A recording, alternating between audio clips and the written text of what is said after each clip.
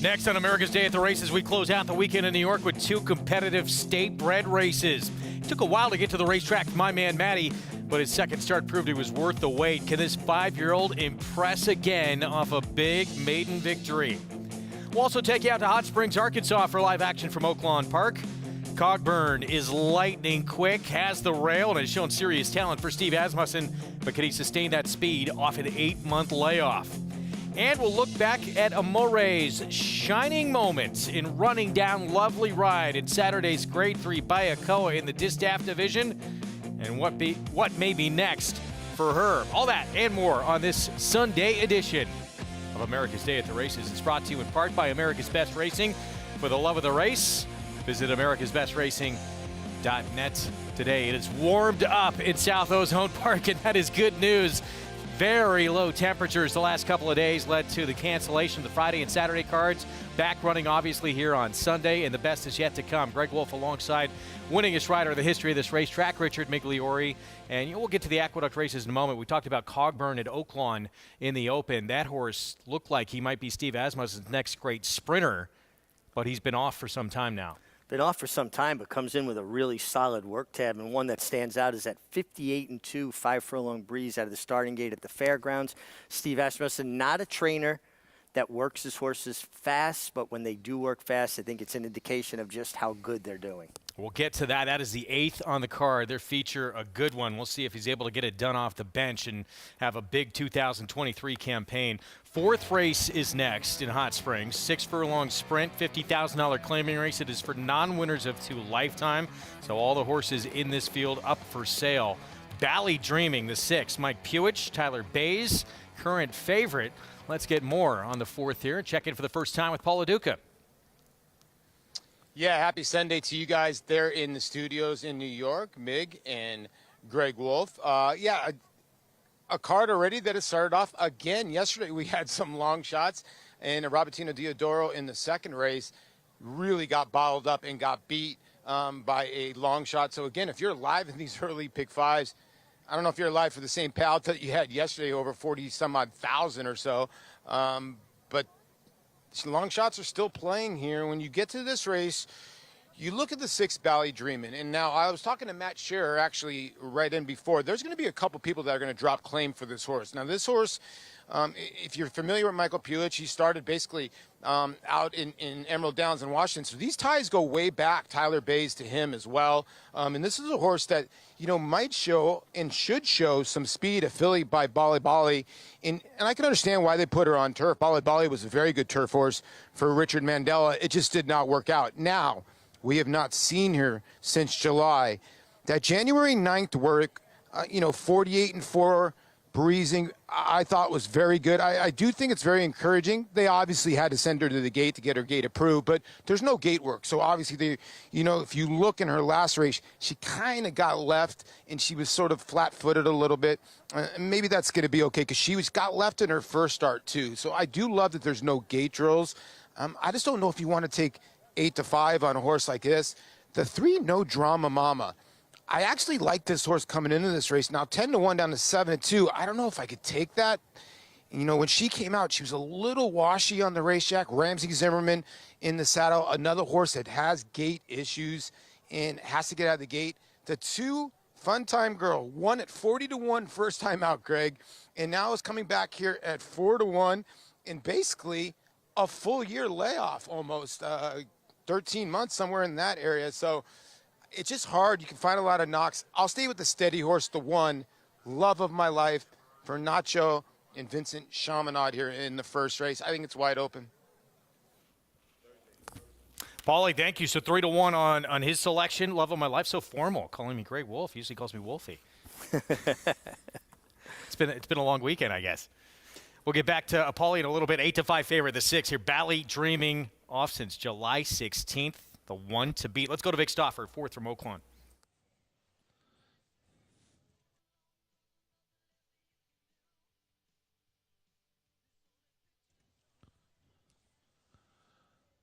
They're at the post. They're off. Fun Time Girl, No Drama Mama, Sammy's Samurai, Bally Dreamin', and Charlie May. 5 of them race out, and Bally Dreamin' pokes ahead in front. Then comes Love of My Life, tightly at the rail for Chamonix. She moves up to be a joint 4th. The trailer is Rye Money. So 3 across the track now with No Drama Mama, a 3-wide Bally Dreamin', and between horses, Sammy's Samurai. Charlie May will be 4 deep, less than 2 from the front. Love of My Life in traffic shuffles back 5th now and 3 off the lead.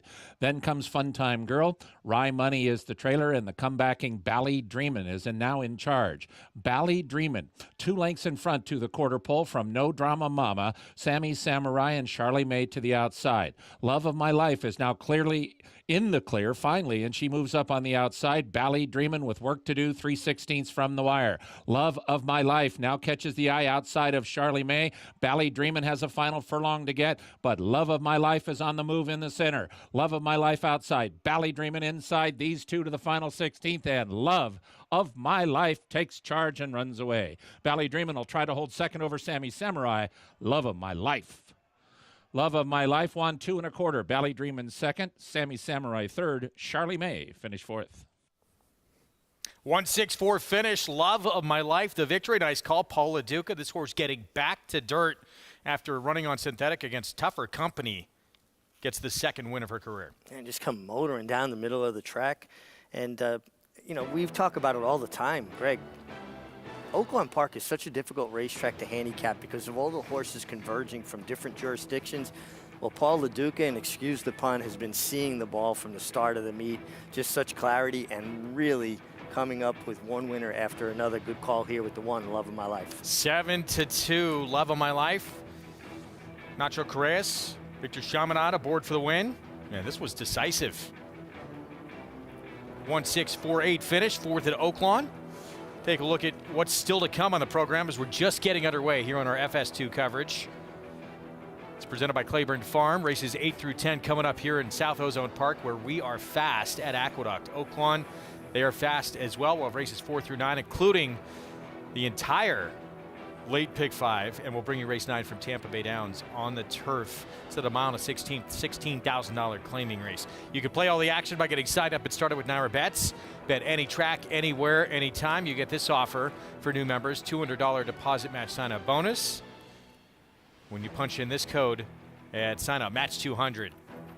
So play along with us. Plenty of action coming up on this Sunday afternoon. We just saw the Wood winner from a couple of years ago come back and finally win again for the first time since that Wood Memorial victory for Todd Pletcher. That was Bourbonic back in the 7th. Race number 8 starts the late pick 3. 6 furlong sprint, $35,000 claiming race horses who have not won 3 lifetime here, and a huge scratch. This is the biggest scratch really on the card. Majority partner coming out would have been a major standout in here. Yeah, no doubt. And now, funny joke.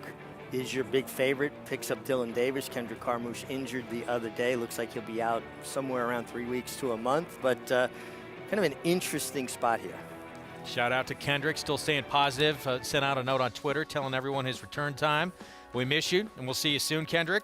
Dylan Davis will ride in his place on Funny Joke. This horse trained by Rob Atras. Atras trying to win his 4th on this card here in New York. Stay with us. We'll be back.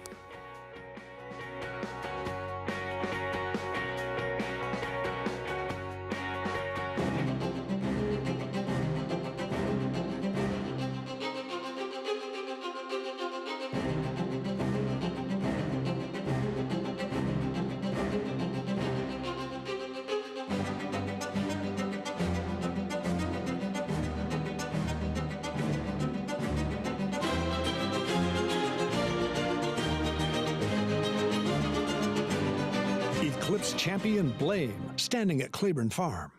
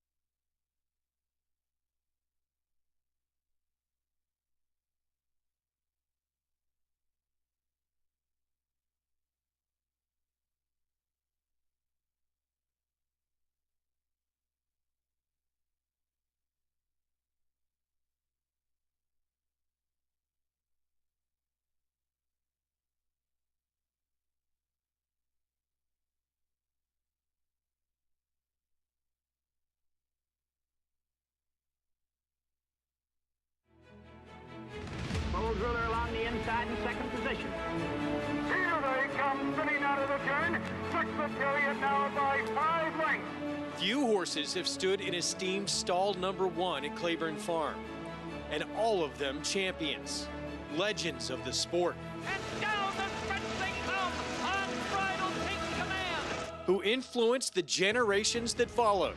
Today, stall number 1 belongs to Run Happy, who is looking to create champions in the generations to come. Bold Ruler, Secretariat, Easy Goer, Unbridled, and then Run Happy. Each of those horses were North American champions at one point in their careers. All in line, and they're off. Secretariat by 7. Secretariat 8 lengths.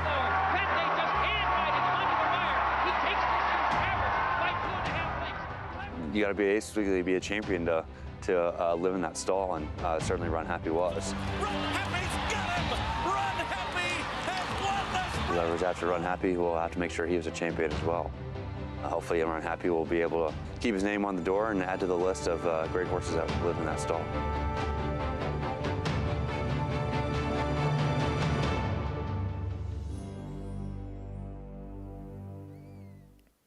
Good to be back with you on our Sunday afternoon coverage here on FS2. Our program brought to you in part by legendary Claiborne Farm. 100 years of doing the usual unusually well. Race 8 is next. Maggie Wolfendale with us. Maggie, big scratch, obviously, of the horse who probably would have been an odds-on favorite. We have an odds-on favorite, though, anyway, with the hot barn on the grounds today. Yeah, Rob Atras has had 3 winners already on the card, Greg. As you mentioned, they were short prices. He's got another short price here, and it seems as though all things are working out well for the Atras barn. As Funny Joke, he'll go second off the claim. Takes a little bit of a drop in class, where last time Lord Gatling pulled off a huge upset at 8-1, but Good Skate would come back with a victory, posting a 75 buyer. Now, this horse is one that I've been a little bit suspect of at times. If you watch his replays, especially as he comes down the lane, he's a horse that kind of runs with his head in the air, a bit reluctant to really kind of put his head down, settle into his stride, and run on. So I like the addition of the shortcut cheater blinkers today. And furthermore, Rob's horses, they perform well on the racetrack, but they also look the part in the paddock. It's kind of a telltale sign if you think one doesn't look quite up to snuff. They usually don't perform as well, but this guy, this is the best I've ever seen him appear. His weight's good, his coat is terrific. So I really think the addition of those blinkers should help, and obviously, as the boards would suggest, this is a spot he can certainly capitalize in. But there's a drop down in here that I think is a bit intriguing, and that's number 6, Winner's Laugh. It seems as though he's forgotten kind of how to be a racehorse. He's lost his early speed, which was his best weapon. I'm hoping he can refine it a little bit here. He gets a fast track to work with, second off the bench. He's incredibly fit. Coat looks great. Now, he is wearing front wraps for the first time, but he is also showing up for a tag for the first time as well. If he can break, and 2, I mean, he has Fenway to the inside, but if he can lay that stalking trip in second, I think he could be fairly effective here. I'm hoping that a little bit of class relief, because he's been facing some salty New York breds in his previous efforts, that might be equaling a upset against Funny Joke. Greg? Maggie, thanks. Yeah, this is a tough read here with Winner's Laugh, man, because this horse showed a lot of ability early in his career. Won 2 of his first 3 starts with big figures in the process, 87, 86 buyer speed figures. And as Maggie said, he did that with his speed. But then when he went to the bench for a prolonged layoff, he just hasn't seemed to come back the same horse. No, and last time he didn't break well. It says awkward break, but I think the way this race projects to play out, Fenway is a freewheeling horse. He's going to roll from the rail, right? The idea with Manny Franco, Winner's Laugh, is to come out running, allow Fenway to be your pacemaker, and try to put Funny Joke in a position when Fenway comes back to you, and you would count on Fenway coming back because he normally does, that you use that as a moving block, right? And kind of run him up into that blind switch and keep him locked in behind Fenway and get first run on him. That's tactically the perfect trip for Winner's Laugh. See if Manny Franco can get that kind of trip with this horse and obviously try and cause some issues for Funny Joke, who, if he runs his best race, it's going to be tough to beat in here. That's why he's a 3-5 favorite. 50,000 claiming race he was in last time. That was strictly against 3-year-olds, though. This is his first test against 4-year-olds and up. Yeah, and Maggie talked about it. Gets a shortcut blinker. Rob Atras' horses look terrific. But when you're 3 to 5. You have to know you're the marked man. Everybody's going to key their race around you. You have to almost ride defensively to make sure you secure the kind of trip. But if Manny Franco can get position on him and get first run, that's how you beat big favorites with maybe at times the second best horse. Do you too, when you have that target on your back, at times do you overthink things and it can cost you? Well, yeah, absolutely. You can't overdo it either. But you also got to come out sharp and with an idea and understand that other riders are going to try to put you in a position that's compromising within the boundaries of the rules. That's what race riding is, what jockeying is, right? Trying to get that advantage. 3 to 5, Funny Joke. Rob Atras looking for his 4th on the afternoon. This horse he claimed 2 starts back, so this is second off the claim. Owned by Michael Dubb, who has so much success on this circuit. There's a couple other interesting horses, like Maggie mentioned, the 6. I thought Hang Tight, potentially the 2, cutting back in distance and coming out of, certainly last time out, a much tougher race, had some upside as well. Well, he's a true closing sprinter type, and particularly coming out of long races, it usually dulls their speed just a little bit. He'd like to see Fenway set a fast pace, Winner's Laugh and Funny Joke get involved and set it up for a horse that stamina is not going to be an issue. Here's our post parade. We'll start with the speedy Fenway, and we know he's going to be in front. That speed has not lasted of late. No, and he goes as far and as fast as he can go. Here is Hang Tight, and he's going to be coming from well out of it. Turn back in distance. Will have stamina. Will he be fast enough to stay in the same area code? 5 to 1. 1 Whirlwind Ride. Here's the 4. Well, his race 2 back was awfully good, but he makes his first start for the Oscar Barrera barn coming out of that Rob Atras barn. Funny Joke. 3 to 5 favorite. Atras, Dylan Davis for Michael Dubb. Yeah, it drops back to the $35,000 level, adds a little Blakers. Rob Atras, hot hand today, 3 wins already. 7 to 2 next door. Winner's Laugh was so precocious early. Manny Franco aboard. Well, homebred for Barry Schwartz. Horatio DePaz does good work. I'm going to give him the nod for the upset. And last but not least, 17-1 turns and conditions. Randy Persaud, second off the claim. Yeah, some of his races at Del Mar back in August of 22 were good. His last 2 races leave something to be desired. 5 minutes away. 8th here on the card. Final pick 3 of this Sunday afternoon as we get a look here at the 3 to 5 favorites. So Funny Joke, back-to-back wins when he broke his maiden at Aqueduct for 40 maiden claiming. That was March of 22. Came right back to win in a tough spot, 50,000 starter allowance. He improved with that second win. His figures have never kind of reached that level quite yet again.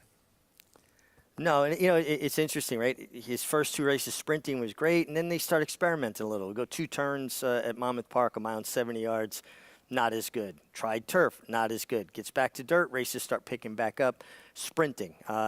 Just took him a little while to figure out that he is a dirt sprinter. Let's check in with Jonathan Kinchin for the 8th here in Aqueduct. JK, how you doing? I'm doing well, Wolfie. How are you, sir? I know you can't respond to that, but I'm assuming you're well. I'm going to pick the 5 Funny Joke, and I understand these shows are tough at times. This is a very nuanced game where it's hard to just keep telling people to take 3 to 5 shots. But I'm not going to lie to you and tell you that I'm going to bet on the 4 to win, one Whirlwind Ride. I think this horse is live. I think the horse makes sense at 5 to 1. But I just don't trust this horse to get the job done. I've got no problem running together 4 to 5 shots, using that even money 4 to 5 to build to set up for another play or to set up for a double or a pick 4 or use this horse in a pick 4. I just think Funny Joke is the horse to beat. Drawn towards the outside with Kendrick Harmouche. You get Rob Atras, who is a high percentage trainer. This horse has figures that make sense. He's got back races that blow this field away. He's tactical, and he's drawn towards the outside, all the things that I like. Now, sure, I can tell you all the reasons that the 4 One Whirlwind Ride could. That's ridiculous, whoever named that horse. That's not very nice to announcers. Who cares about me, but it's not very nice to me either. This horse is off of Rob Atras. I just mentioned he's a high-percentage trainer. I don't have a lot of interest in then playing a horse like this who is moving to an 8% lifetime trainer. You have to assume that the horse might take a step back. And with a step back, I just don't think he's good enough to beat the 5 Funny Joke. Now, if the situation unfolds where the 4 gets dead loose in here, finds himself a comfortable lead, I do see an opportunity for this horse to win, but I think he's more of a use underneath. You have to, if you like 4 to 5 shots, you just have to simply find a way to make money with them. I'm not saying this is the best horse to bet to win, but I do think this is the horse that will be getting his picture taken in about 2 minutes and 50 seconds.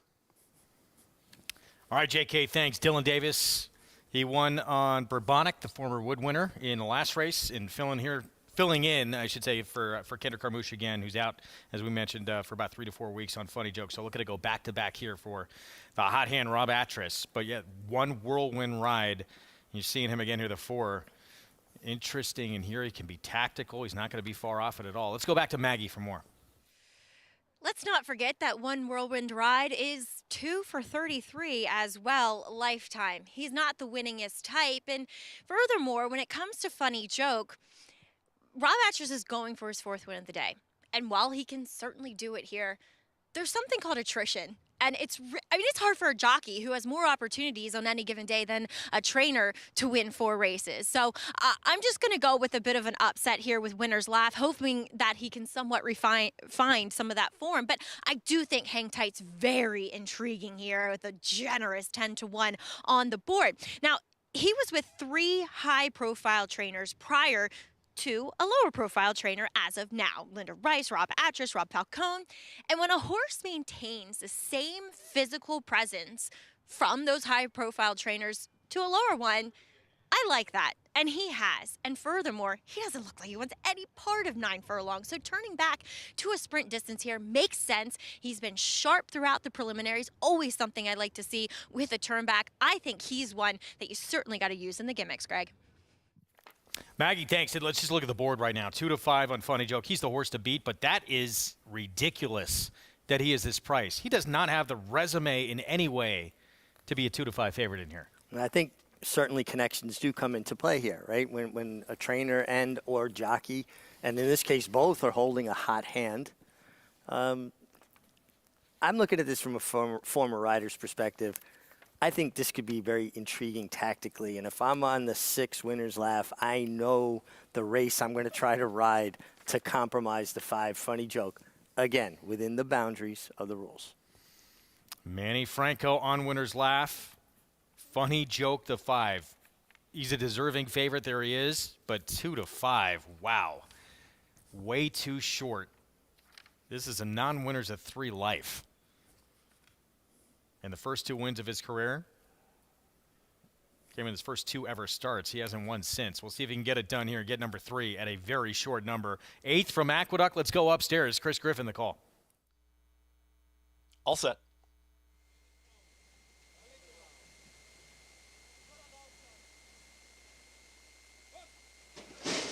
And they're off. Hang Tight was off slowly. Fenway has early speed, so does One Whirlwind Ride. There's plenty of pace on here with Winner's Laugh in that early mix as well. Funny Joke is now going to be in the 5th spot as Turns and Conditions is taken 4th up on the far outside and far back early. Hang Tight losing touch with the field, but they move quickly up the back stretch. To the inside, it's the long shot. Fenway who's got the lead. Mild pressure now from One Whirlwind Ride as they work into the far turn. 22.50 for that opening quarter mile. Winner's Laugh is watching the action there from 3rd. Starts to creep closer. Funny Joke is losing ground to the inside. Funny Joke has got to go right now. Is 6 lengths off the lead there with Turns and Conditions, and still far back gets Hang Tight. They're all chasing Fenway, and Fenway is 4 lengths in front with a quarter mile left to go. Can Fenway take them all the way? Fenway at the top of the stretch now 5 lengths clear. Winner's Laugh is in full pursuit. One Whirlwind Ride. Funny Joke is rallying on, but running out of time. Fenway has a furlong left to go, and strides are shortening now. Here comes Turns and Conditions. One Whirlwind Ride. Funny Joke is trying to split rivals late. Here at the 16th pole, Fenway's out of gas. Funny Joke opens up. Funny Joke will get the victory. Hard-earned victory and a big day at the Big A for trainer Rob Atras. It was Funny Joke, then a photo. Their Turns and Conditions. One Whirlwind Ride at 1 minute 13.33 seconds. 4 wins Sunday afternoon for trainer Rob Atras. Back-to-back wins for jockey Dylan Davis. Funny Joke comes from far out of it. Fenway opened up on this field. It's one of the better races he has run in a long time. And you can just see, though, coming to the 8th pole, his stride starts to shorten, and he's on fumes at this point. And then you kind of scan back to the field, and here comes your winner. Funny Joke under a decisive and strong ride by Dylan Davis, splitting horses, getting out in the clear, and running them all down for the hot hand with Rob Atras, the trainer. Such a discouraging thing when you're on a horse like Fenway, and he's basically dragging you there, and you think, okay, he's going to do this, and then runs out of air. He is so quick early and just not much late at all. And that's kind of what we've seen from him the last few starts. Once again, Funny Joke 1-2 favorite with the victory, 5-4, 7-1 here in the 8th from Aqueduct. Prices when we come back.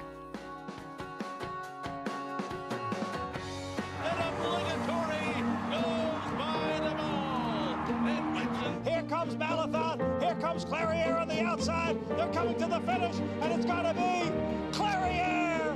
Nest, much the best. She won by better than 10 lengths.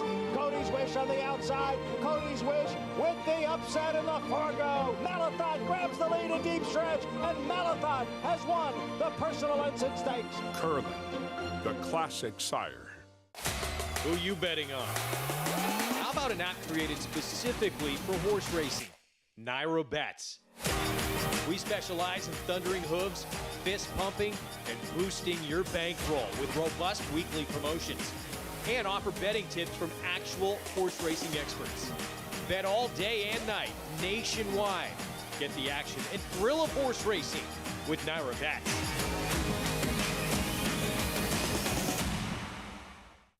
Number 1 is Mo Donegal by Uncle Mo. And they're off in the Remsen. As they come on for the finish, and it's going to be tight here in the Remsen. Mo Donegal. Mo Donegal bearing down on the outside. It's Mo Donegal and early voting, and it is Mo Donegal to win the Wood Memorial. And it will be Mo Donegal to win the Test of the Champion, the Belmont Stakes. Tampa Bay Downs has a rich thoroughbred horse racing history in Florida dating back to 1926. Celebrities such as Babe Ruth, Jack Dempsey, and John Ringling all attended opening day.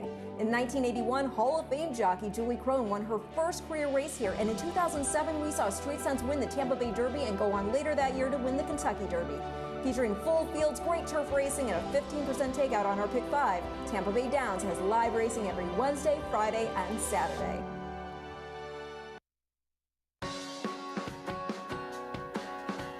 We're back in America's Day at the Races on FS2. Good to have you with us. Our program presented in part by Naira Bets, where you can play all the action. Go to nairabets.com and bet any track, anywhere, anytime.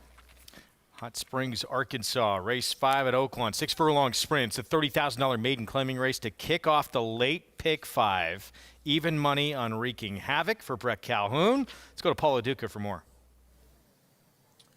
Yeah, and right now she is the favorite here, Greg. And, you know, it's one of those horses that it can kind of feel you, that can fool you a little bit. You know, a lot of these horses are fool's gold when they get left in the gate, and then they sort of make up a ton of ground, and they finish up like this horse did, and this horse was finishing up. So you kind of look at the race and you go, okay, you know, she was the best that day. Now, she was 7-1 that day. She's even money today. So now do you want to take that?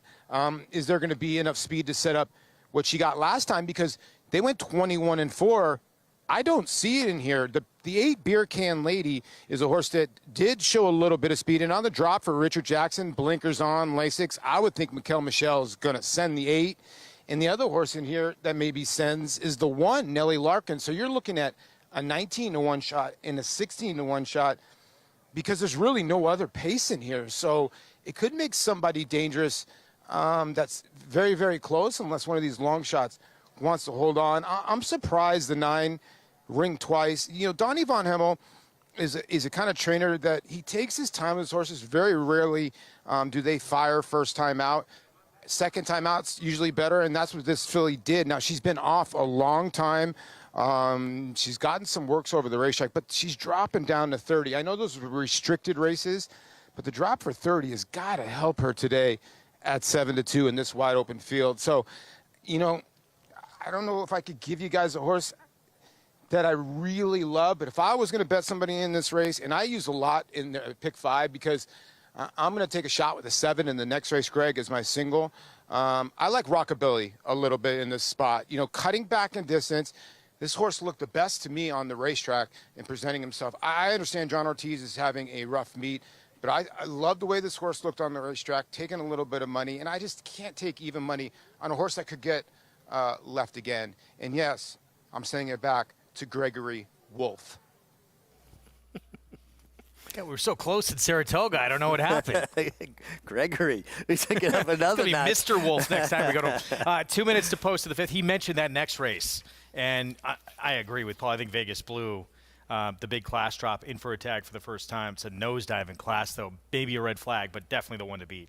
Absolutely. The figures certainly make this horse stand out, but that is a precipitous drop in class. 4-5 on Wreaking Havoc here, who at least it's only start number 2 for a very sharp barn where you can see that improvement first to second start. Came from so far out of it in the debut. We'll see if that's her style or she just broke terribly. Yeah, and usually they break better the second time, just having that experience under their belt. I'm a little bit interested in the horse that finished 3rd behind Wreaking Havoc when she was 2nd last time, Tribal Spirit. Find it interesting. Keith Asmussen rides for his dad, Steve Asmussen, and the owner is his brother, Eric. All in the family. All in the family. And this horse had stretched out a mile and a 16th, a mile. Steve claims the horse for 20. Runs the horse 6 furlongs. Horse was a little bit slow early. Did get bothered a bit out of the gate. I think now having that sprint under her belt should make her sharper than she was last time coming out of the route races. I don't think there's a lot that separates the 2 and the 7. Well, let's take a look at that Wreaking Havoc race.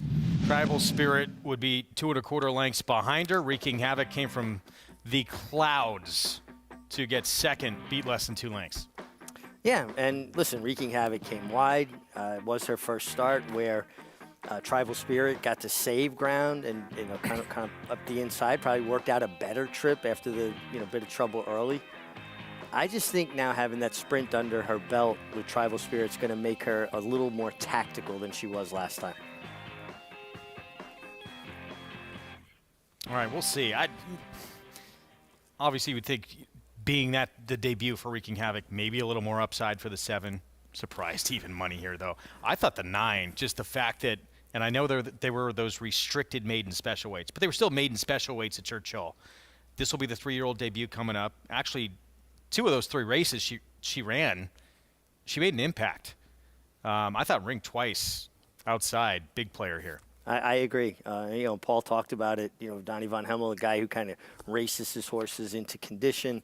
I think this horse is well posted and well placed on the drop-in class.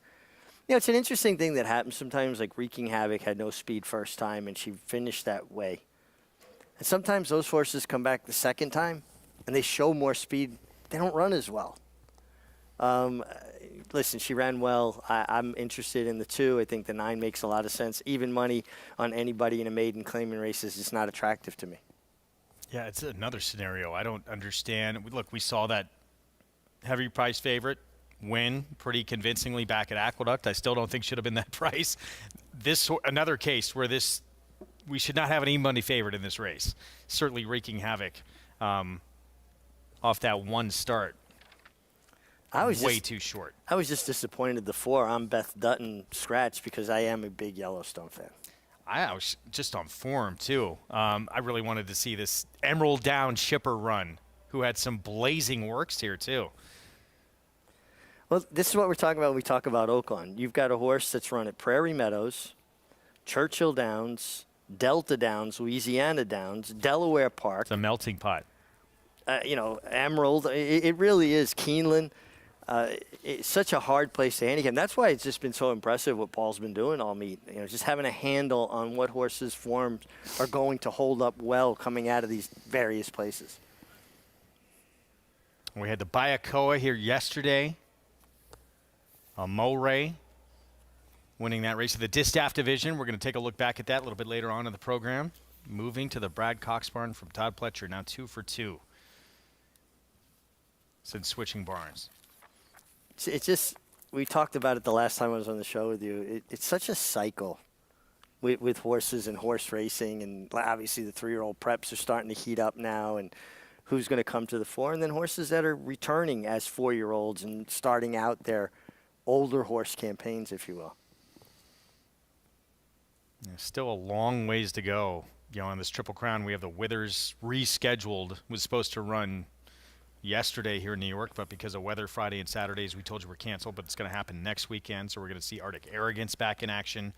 But I think you have to say one of the most impressive runners we've seen to this point, Arabian Night, for Bob Baffert, and now it sounds like he's going to take his time before he comes back, and we'll see what happens if he has to go to another barn to get Derby points, and what race he's going to use to try and get into the Kentucky Derby. He was so impressive at Oaklawn Park last week. Just such a efficient, mechanically perfect mover.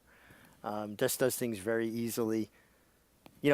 We've actually had a fairly mild winter here in New York, except for the last couple of days, and it was, very good call by Naira to cancel early, because it was just no way that was going to happen.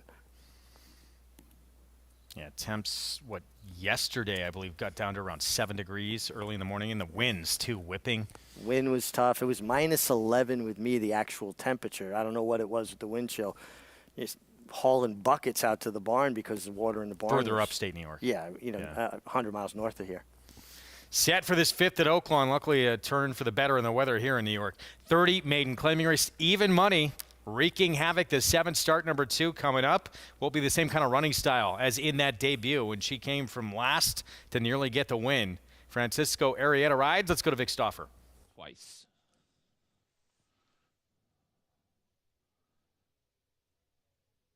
They're at the post.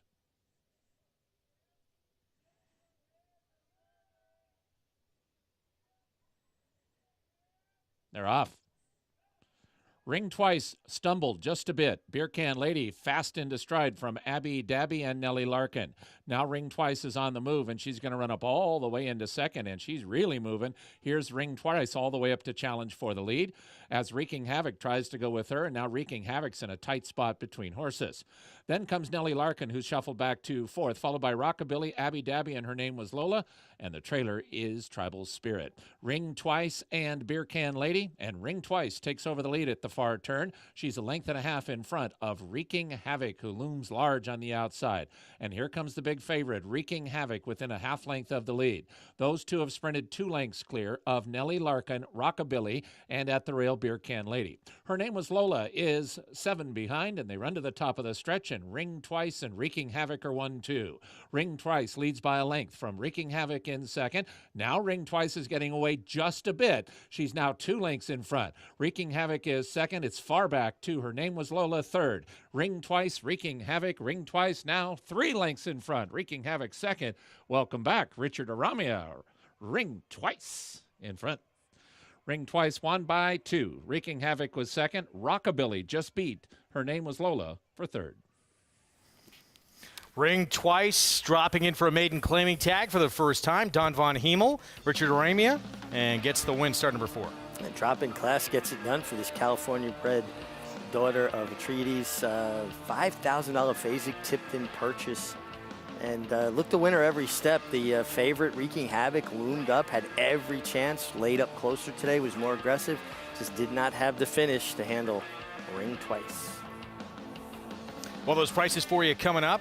So that's how the Pick 5 begins in Hot Springs. Back here in New York, what an afternoon for Rob Atras. Only entered horses in 4 races. He wins them all. The sweep 4-win day for that barn. Dylan Davis goes back-to-back on Funny Joke. Let's head downstairs to Maggie.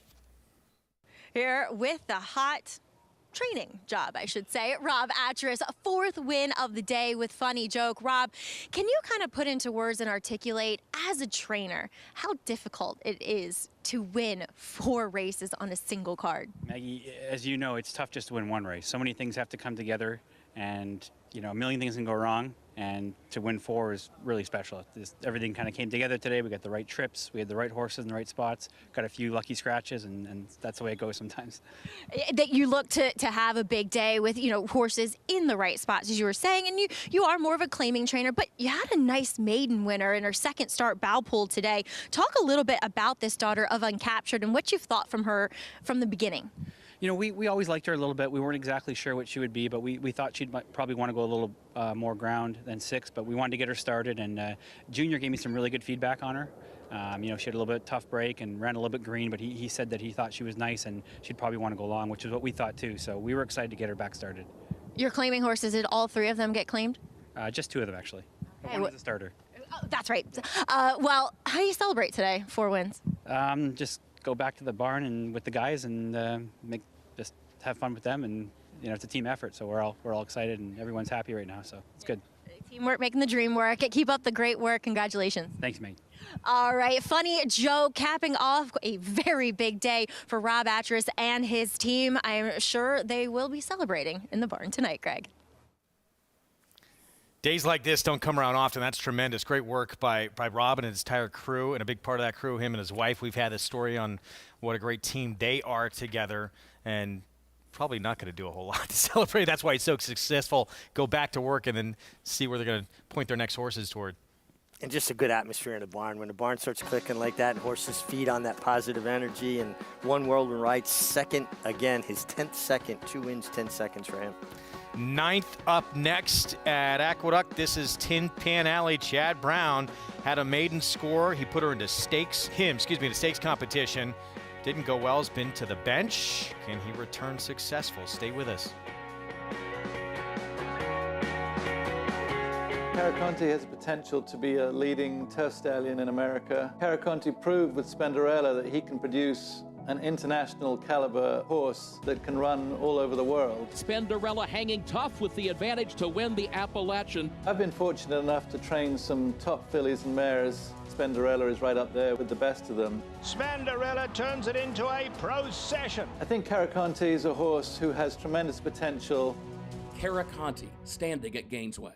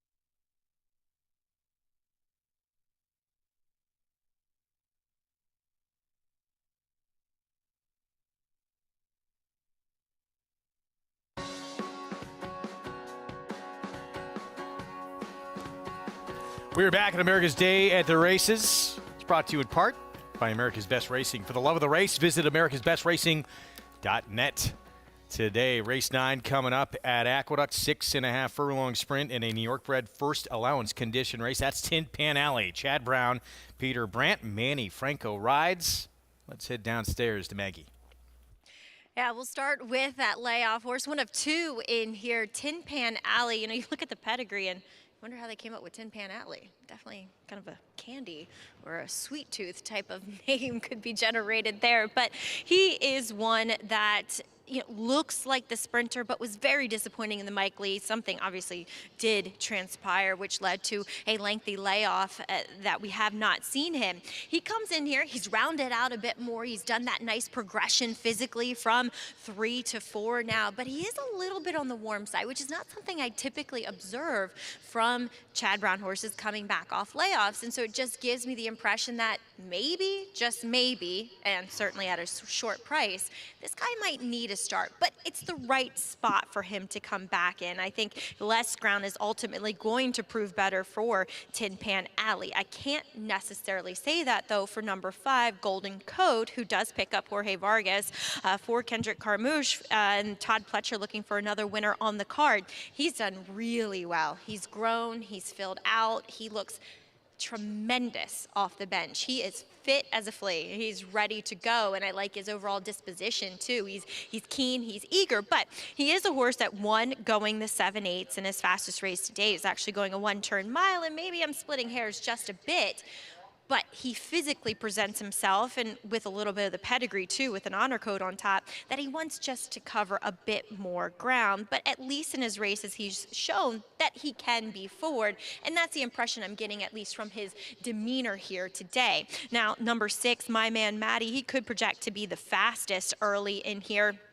He's eager once again in the paddock, but excuse me, relative to his last start, where he looked fantastic in his coat, and I'm talking about number 6 here, My Man Matty. Sorry, I gave you the guys wrong numbers. But he is one that his coat's gone the wrong way just in the less than a month that from this race to from his last race. So I don't love to see that in the middle of winter. He can be effective here, and he stacks up well against winners for the first time, but just something I've noticed based upon last start to this one, Greg. All right, Maggie, thank you. We'll get to this post parade here coming up momentarily. There's some very interesting horses in this field. My Man Matty's one of them. Took a long time to get this horse to the racetrack, and start number 2, bet down to 2 to 5, and responded with an impressive win. Yeah, and the mare's a producer. She also, this is a half to Cupid's Heart, 3-time winner now. Also for Jay Provenzano's Flying P stable. Horse took a lot of attention first time, favorite last time, gets it done, has speed, should be forwardly placed. So here comes the first test against winners. 4 to 1 on My Man Matty. Did not expect that. 2 to 1 favorite, Tin Pan Alley. We're going to take a break. We'll have the post parade for you when we come back. Stick with us. More coming up. Jose Gomez, he'll ride for Bruce Levine on the one we were just talking about. Stay with us.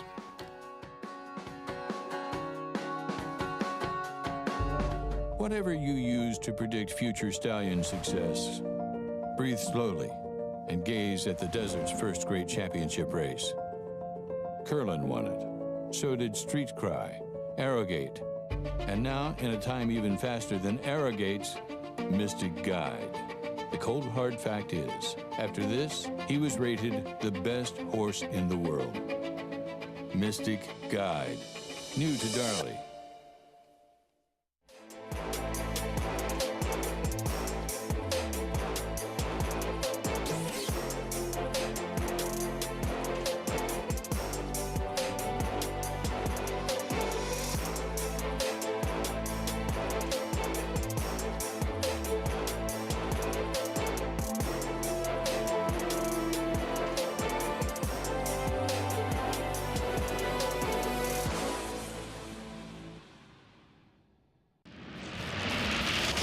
Very powerful colt, very square and behind, carried a lot of muscle, a lot of strength. Obviously bred and raised in Windstar, which is a great sort of advertisement for them and the stallion that stands there.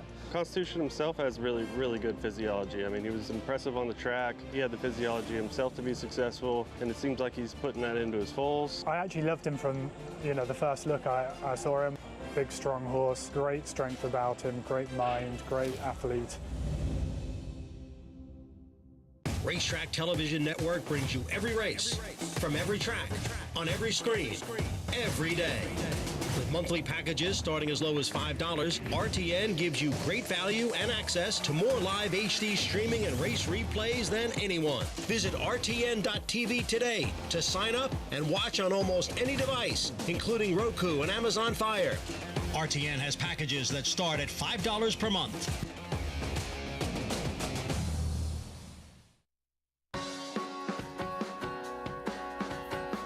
Back with you on America's Day at the Races. Here is our post parade for race 9 to Fusky Island. 2 back ran a huge effort that would probably win in here.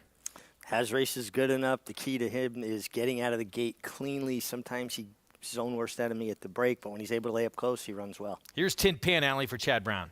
Really impressive breaking his maiden. Went to the bench. Obviously something went wrong. Off the bench for Chad. Agility at 7 to 1. He's also got some races that make him competitive here. Should be forwardly placed. Former Chad Brown horse, now with Mary Alice Coffee, Basis Risk. Yeah, it just feels like his form has been in a slow, steady slide. Golden Code getting a big warm-up. Looked great on the track. Looked really good on the track. Mare's a producer, too. This horse is very live here. Todd Pletcher off the bench with the 5. The 6, My Man Matty, who we talked about. Definitely a contender, a horse that's going to lay up close. Get Jose Gomez. Jose Gomez, last day with the bug this Thursday, February 9th. Eclipse Award winner is Top Apprentice. And Riders Regret, the 7, 5 to 1, went by Eric Cancel. Ralph D'Alessandro, 4-time winner, 10 seconds in 24 starts. Let's go to JK for more on the 9th. Yeah, guys, this is a situation where, look, the 2 Tin Pan Alley, it's Chad Brown and it's Peter Brandt, and this horse has won and won with a big number. But it's one of those situations where, you know, in New York, we see it more at Saratoga, you have to decide to Chad or not to Chad. I have no problem singing a short price Chad Brown runner. This one just doesn't make me all warm and fuzzy as one of those types that you want to lean on. I'm going to go towards the outside with a couple of horses that I'm interested in, one in particular, the 5 Golden Code. This is a horse that won, second time out as a 3-year-old, first start as a 3-year-old. And then Todd Pletcher, a Hall of Fame trainer, most of his dirty work has been done on the dirt, decided to run this horse in the Gotham off of that performance. Horse ran well in that race, and then came right back in the Wood Memorial. And then you saw a very long break. So the bad performance in the Wood Memorial makes me feel like something probably went wrong, probably was an injury that was sustained in that race, and then obviously had to get a little time off. I think Golden Code makes a ton of sense in here. First time Lasix drawn outside of the main competition. I like Golden Code. But I also wanted to mention the 6, My Man Matty, another one who's got some tactical speed. He has an aggressive rider in Jose Gomez, and it just feels like the type of horse towards the outside that could be dangerous as well at a nice price. But I'm going to ultimately lean on the 5, Golden Code, unless Maggie tells me something crazy here and I change my mind. No, you should lean. Golden Code, I like him. And I thought, and I gave my selection, which is the 7 here. He was a shorter price. So I was like, let me just take a horse that at least has a race and a little bit more recency. But I really like Golden Code as I parlayed in the paddock. But let's talk about number 7, Riders Regret, who has the 1 race under his belt to get him a little bit more fit. As Greg pointed out, rightly so, he's a little bit of a bridesmaid, which concerns, but I just thought he needed the race last time, but he ran really well. And this might prove to be a tougher spot, but I thought he was wide against a rail. That may have been good. He never gave up. He looks more fit. He didn't get hot today, which he did in his last start, usually an indication of a horse that needs a proverbial race. I'm going to take a shot here with Riders Regret to maybe get the 5th win in 25 starts, Greg. Maggie, thank you. See those winds blowing a little bit this afternoon. Nothing too serious. Tin Pan Alley has remained the favorite here. Part of that, the Chad Brown effect. I think we all are enamored with Golden Code in here off the bench for Todd Pletcher. And I'm surprised you're getting 5 to 1 on My Man Matty, the 6. Yeah, I'm a little surprised by that, too. And Golden Code, out of a mare that's had 7 foals to race, all winners, including 14-time winner Gypsum Johnny. I like mares that produce. 2 big figures from that horse right there. Can he step forward and run another big one here? Start number 3. Here we go with the 9th from Aqueduct. Chris Griffin, the call. And they're off. Good break towards the outside from My Man Matty and Riders Regret. They're 1-2. Agility is in that early fray as well. 3 across the racetrack. Tightly at the rail is Defusky Island. Tin Pan Alley is now settled into 5th. Golden Code is in the 6th spot and on the far outside. Losing some ground, Basis Risk as they work up the backstretch. On the front end, it's My Man Matty, and My Man Matty, doing it nicely so far, is trying to slow down the tempo early. They went 22.56 for that opening quarter mile. Right there to the outside comes Riders Regret from 2nd. Agility tightly at the rail, still in 3rd. Tin Pan Alley starts to move forward, is now within 2 of the leader. Defusky Island is called upon for the effort from 5th. From the back, Golden Code and the trailer, Basis Risk. My Man Matty is in hand, and My Man Matty is now widening this margin, approaching a quarter mile left to go. 45.66 for a half-mile time. My Man Matty hugs the rail and now gets the cue to kick for home at the top of the stretch. It's My Man Matty, 2.5 lengths in front. Tin Pan Alley and Riders Regret, they continue to chase. My Man Matty now finds a final furlong, and Riders Regret is now getting closer. Here's Riders Regret up on the outside, now puts ahead in front. Agility rallies on late. Riders Regret has taken the lead inside the 16th pole. Agility, the only one with a shot. Riders Regret gets the score. Riders Regret over Agility, then My Man Matty, and Golden Code in 1 minute 18.98 seconds. Riders Regret from off the pace does get his 5th win of his career. Eric Cancel, Ralph D'Alessandro.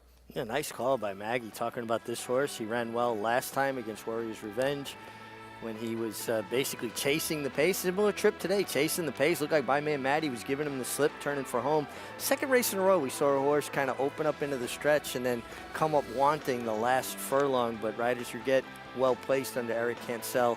Gets it done. Agility rallies on to just get up for 2nd, racing on his wrong lead. Agility probably finish a bit better if he'd get over his right lead and really kind of bear down. Nothing from Tin Pan Alley or Golden Code for Chad Brown and Todd Pletcher. That's surprising in here. 9-2 Riders Regret. And as you said, 2 races in a row now, we've seen horses on the front end, nothing left in the stretch. Yeah, just kind of hit that proverbial wall at the 16th pole, and looked like My Man Matty was just sailing along, looked very comfortable, very happy. He was going fast, but he was doing it the right way. But well-placed Riders Regret and Eric Cancel putting horses in position to win, critical to success.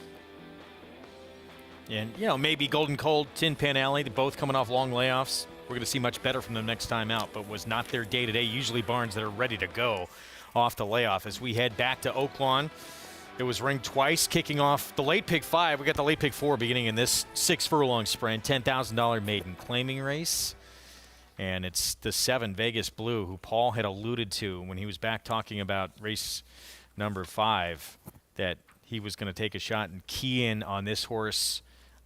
Vegas Blue looks like she's going to be tough here. 5-year-old mare, though, getting up there in age, trying to get that first win of her career. Yeah, it takes a drastic drop in class here, but she just seems to have run faster than anybody else is capable of running in here. Against better competition as well. This will be the first time in for not just the bottom maiden claiming. He's been in against open company maiden special every start of her career, including the last couple at Fairgrounds. So we'll get to her in a moment for McLean Robertson. Thought we might even see a shorter price on her, but not the case at 5-2. Go, Go, Go is going to kick things off here in the post parade here in just a moment. Isaac Castillo and Martin Villafranco trains.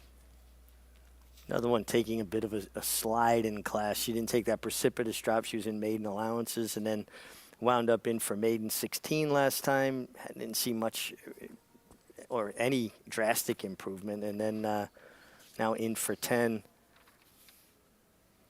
Just doesn't seem like she's quick enough. We're going to be signing off on our FS2 coverage. So thank you for being with us, but we are going to pick things back up here at the top of the hour over on FS1. So switching over to FS1 as our program continues with the rest of the card, including that feature with Cogburn out at Oaklawn. We still have the nightcap coming up here in New York, so a lot more show over on FS1. We hope you join us. And we're going to review again what happened in that Bayakoa yesterday, Distaff Division at Oaklawn. This race coming up here, we all talked about the 7 in here. I thought with the scratch of the 9 Bargain Hunter, who might be the other speed. The 3, all of a sudden, maybe the only speed left becomes a little interesting. Yeah, I mean, this filly improved a great deal. I mean, first start, she got basically clipped and she fell. So you put a line through that. Then shows that high speed. Could be loose. Sunday action continues. Again, thanks for being with us here on FS2. Flip on over to FS1 for the continuation of America's Day at the Races with more from Aqueduct and Oaklawn coming up.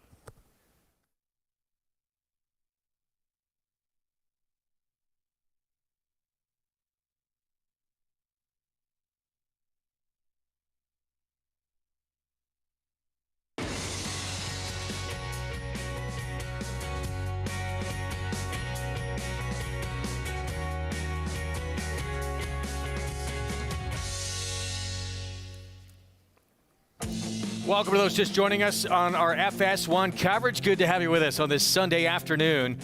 America's Day at the Races brought to you in part by America's Best Racing. For the love of the race, visit americasbestracing.net today. Greg Wolf alongside the winningest rider in the history of this racetrack, Richard Migliori. We have the nightcap coming up here in New York, and we have the feature still ahead out at Oaklawn. The pick 4 is coming up next. Oaklawn's always difficult. I mean, Paul's been making it look pretty easy handicapping at Oaklawn. I don't have a very good handle on it, but these races are interesting. These maiden claimers, you get big fields there. I think there's a couple of ways you can go beyond the favorite, although Vegas Blue looks like she's just run faster than everybody else. Yeah, we'll get to Paula Duca in just a little bit with live coverage out in Hot Springs. Let's show you what's coming up with today's action presented by Claiborne Farm. Still have the nightcap ahead, as mentioned, in New York. Fast here in South Ozone Park at the Big A. New York bred allowance race to close out the card here at Aqueduct. And races 6 through 9, that late pick 4, they're fast in Hot Springs. Coming up, we'll also have race 9, Tampa Bay on the turf at 1 mile and a 16th in that claiming race in the program as well. You can play all the action. They have much more with Naira Bets. Get signed up, play along. Go to nairabets.com. You'll get that $200 deposit match sign-up bonus when you punch in that code for new members at sign up match 200. Again, nairabets.com, and bet any track, anywhere, anytime. So back to Hot Springs, race 6 at Oaklawn. This 6 furlong sprint. This is the bottom level, this $10,000 maiden claiming level. You would expect to see not the sharpest of form with many in here, and that's why the 7 looks like Vegas Blue going to be tough at this spot. Just the fact that every step of her career, 4 starts so far, she's faced a lot better company. She has, and she's run more than fast enough to win this race. Is that board correct? Alita, the 2 is 6-5? We'll get an update coming up. Let's go live to Paula Duca. Yes, you are right, Richard Migliori. Somebody put a $5,000 win bet on the 2 horse in here right when we went to commercial and came back, and the 7 went from, I want to say, 9-5 currently to 4-1. Now the Kim Pool runner did run a great race last time with Rocco Bowen aboard. Didn't get a giant number if you're a buyer speed. It was a 40. But yeah, somebody made a giant bet here on the Kim Pool runner, and I kind of get it into the point, but I don't know if I want to put that kind of money on a horse that's coming from off the pace in here. And when you look at some of the other races, if the 7 shows up, you know, she probably has way better races than the 2. Now, when you look at Vegas Blue, you see McLean Robertson 0 for 15. Well, he did get a W in the last race yesterday with a first-time starter that won very, very nice. And you guys make a great point. You know, she's had some starts that are just way better than these against open company as well. Her best race over a synthetic surface where she did launch. She's had a little bit of issues out of the gate. Maybe that's why she's 3-1, is that maybe the public's thinking, you know what, she might be far back and she might have to rally off a layoff, which is a little bit tougher in my opinion. I'd have to ask Mig that if it's tougher to come off the pace when you're off a layoff, or if you'd rather go to the front end. I thought the 8 was the other runner in here, Quality Chrome, 0 for 12, does have a lot of thirds, you know, does come running if this race is going to fall apart. There's really not much to this race, guys. The 2 right now, holding as your favorite with about $3,000, a little bit more. I have a feeling the 7's going to end up the favorite by the time they put him in the gate. Paulie, thanks. You see the end of this post right here coming up. Someone loves Alita right now, who is, let's just put in perspective who Alita is, the 2, this big win bet was put on. 0 for 15, a 6-year-old mare who has still never won in her career, something you do not see very often, that advanced age, and you've not yet won. And out of her 15 starts, 10 times she's been 6-1 or less. So she was well spotted. She was in races that she was supposed to be able to break her maiden by now. 0 for 15 maidens are not my cup of tea. I thought from a physical perspective, watching them at least on TV here, the 7 Vegas Blue was a standout physically. Just, and getting back to what Paul was talking about, I think when you get horses that have speed coming off layoffs, it's harder for them because they have to run pretty much the whole race. So just from a fitness perspective. But when we talk about lower level horses, part of the reason they're lower level horses sometimes is they get discouraged easily. So they don't take the kickback. They don't run from behind well. It's, to me, I think horses that are forward win these races because it's just less opportunity for them to get discouraged. So there is the favorite, or the horse we thought would be favored. I would still think the 7's going to be favored by post time. We have a little bit more time for the gates open. Vegas Blue, all her starts, and only 4 of them, all against open company maiden special weight. Much better than what she's going to face here. I would say the other one, I'm surprised too. You look at the 2 Alita, 0 for 15, disappointed in maiden claiming several times. Next door, look at the 3 Rowdy Daisy. She only started twice. She was in a tougher spot than Alita was last time for maiden 20, and she got a better speed figure with more upside. This is going to be just the 3rd start of her career. 11-1 is a ridiculously high price for Rowdy Daisy, who showed good speed in her first start before clipping heels, and then good speed last time off of an extended layoff, basically a year layoff. She should take a step forward from a fitness perspective, and she's quick. And where's the other speed in here? Is it potentially the 12 horse from the Wayne Lucas barn? I mean, she showed a little bit of speed last time, but that was the first time she showed any speed in her life. I thought Rowdy Daisy, the 3, would be 2nd or 3rd choice at worst in here. 7-2. I think they got to catch her. She's the horse to catch, too. Being told the 2 and the 7, just $500 separates those 2. But again, I have to think the 7's going to be your favorite when these gates open. We'll see how it plays out. The 8 taking money to Quality Chrome. It's another one. Advanced age. The 7 is as well, 5-year-old mare. But this one, a 5-year-old mare who was 0 for 12, 7 third-place finishes in those 12 starts. Yeah, when they just start piling up starts without being able to find the winner's circle, I just look elsewhere. I mean, if they're going to beat me, they're going to beat me. I just think there are plenty of opportunities, and they've kind of shown their hand, what they are. And is part of it with the 2, I mean, obviously that was a big late burst that this 6-year-old mare showed last time out and got back to showing a little bit of life. And people love to see these horses that close with a big finish. And next time, got to keep our eyes on this one. What about the one that was behind her, though? The X Factor, the 5. She's 15-1. And not a lot separated those 2. No, I mean, they were within half a length, or 3/4 of a length of each other. I mean,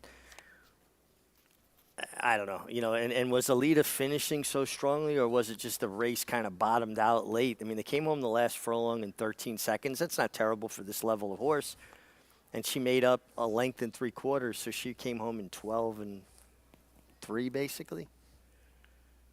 I think it's just too short a price for her, too big a price on the 3. 3-7 in a box for me, guys. And Vegas Blue, the 7, has returned to favoritism. Lowest level she has run at yet. We will see what happens. Was that money right with the 2 Alita? Will it be Vegas Blue, the 7, or can Rowdy Daisy, the 3, take him gate to wire? 6th from Oaklawn starts this late pick 4. Vic Stoffer, the call. Blue Cowgirl is ready. Couple more now. The X Factor and Unified Girl.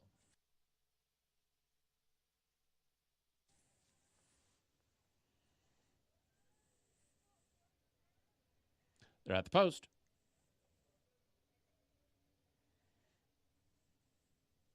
They're off. Rowdy Daisy very fast into stride and clears off at once. She's also getting out up the backstretch. Vegas Blue away in a second. Go, Go, Go is third. Then Quality Chrome, Canary Nation, Alita at the rail, and Unified Girl. The X Factor has two beat. They are Blue Cowgirl, and the trailer is True Blue Girl.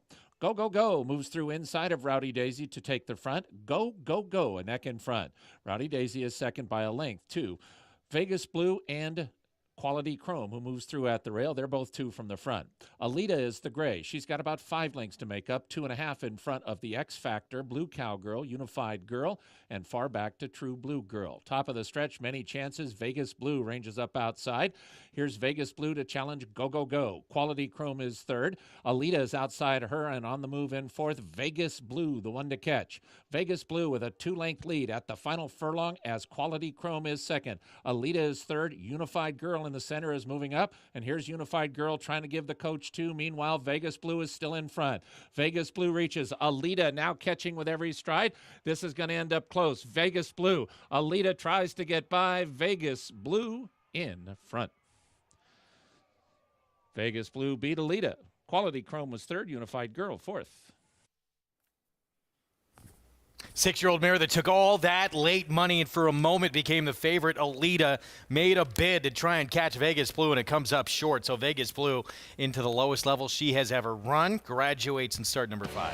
Well, the public was all over it. They pegged the 2 best horses in the race, and they ran 1-2. Difference being that the 7, Vegas Blue, set an absolutely perfect trip outside, switched to her right lead, and was resolute to the wire. Alita lingering on that left lead. You can see the difference here. One leading with their left foreleg, the gray horse, the other leading with their right foreleg, and was able to hold off Alita. Vegas Blue with the perfect trip. So Vegas Blue hadn't raced since March, but shows you what easy your company can do for you. McLean Robertson with this 5-year-old mare getting the first win of her career with a big drop down in class. We'll have those prices for you when we come back. We're going to take a timeout. We'll look back to Saturday in the Distaff division and the Grade 3 Bayakoa at Oaklawn. Amore moving to the Brad Cox barn. Now a perfect 2 for 2 on dirt with a Grade 3 victory and maybe a player in the Distaff division.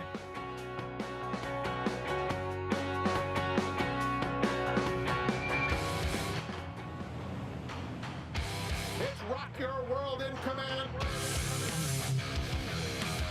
Medina Spirit making no progress.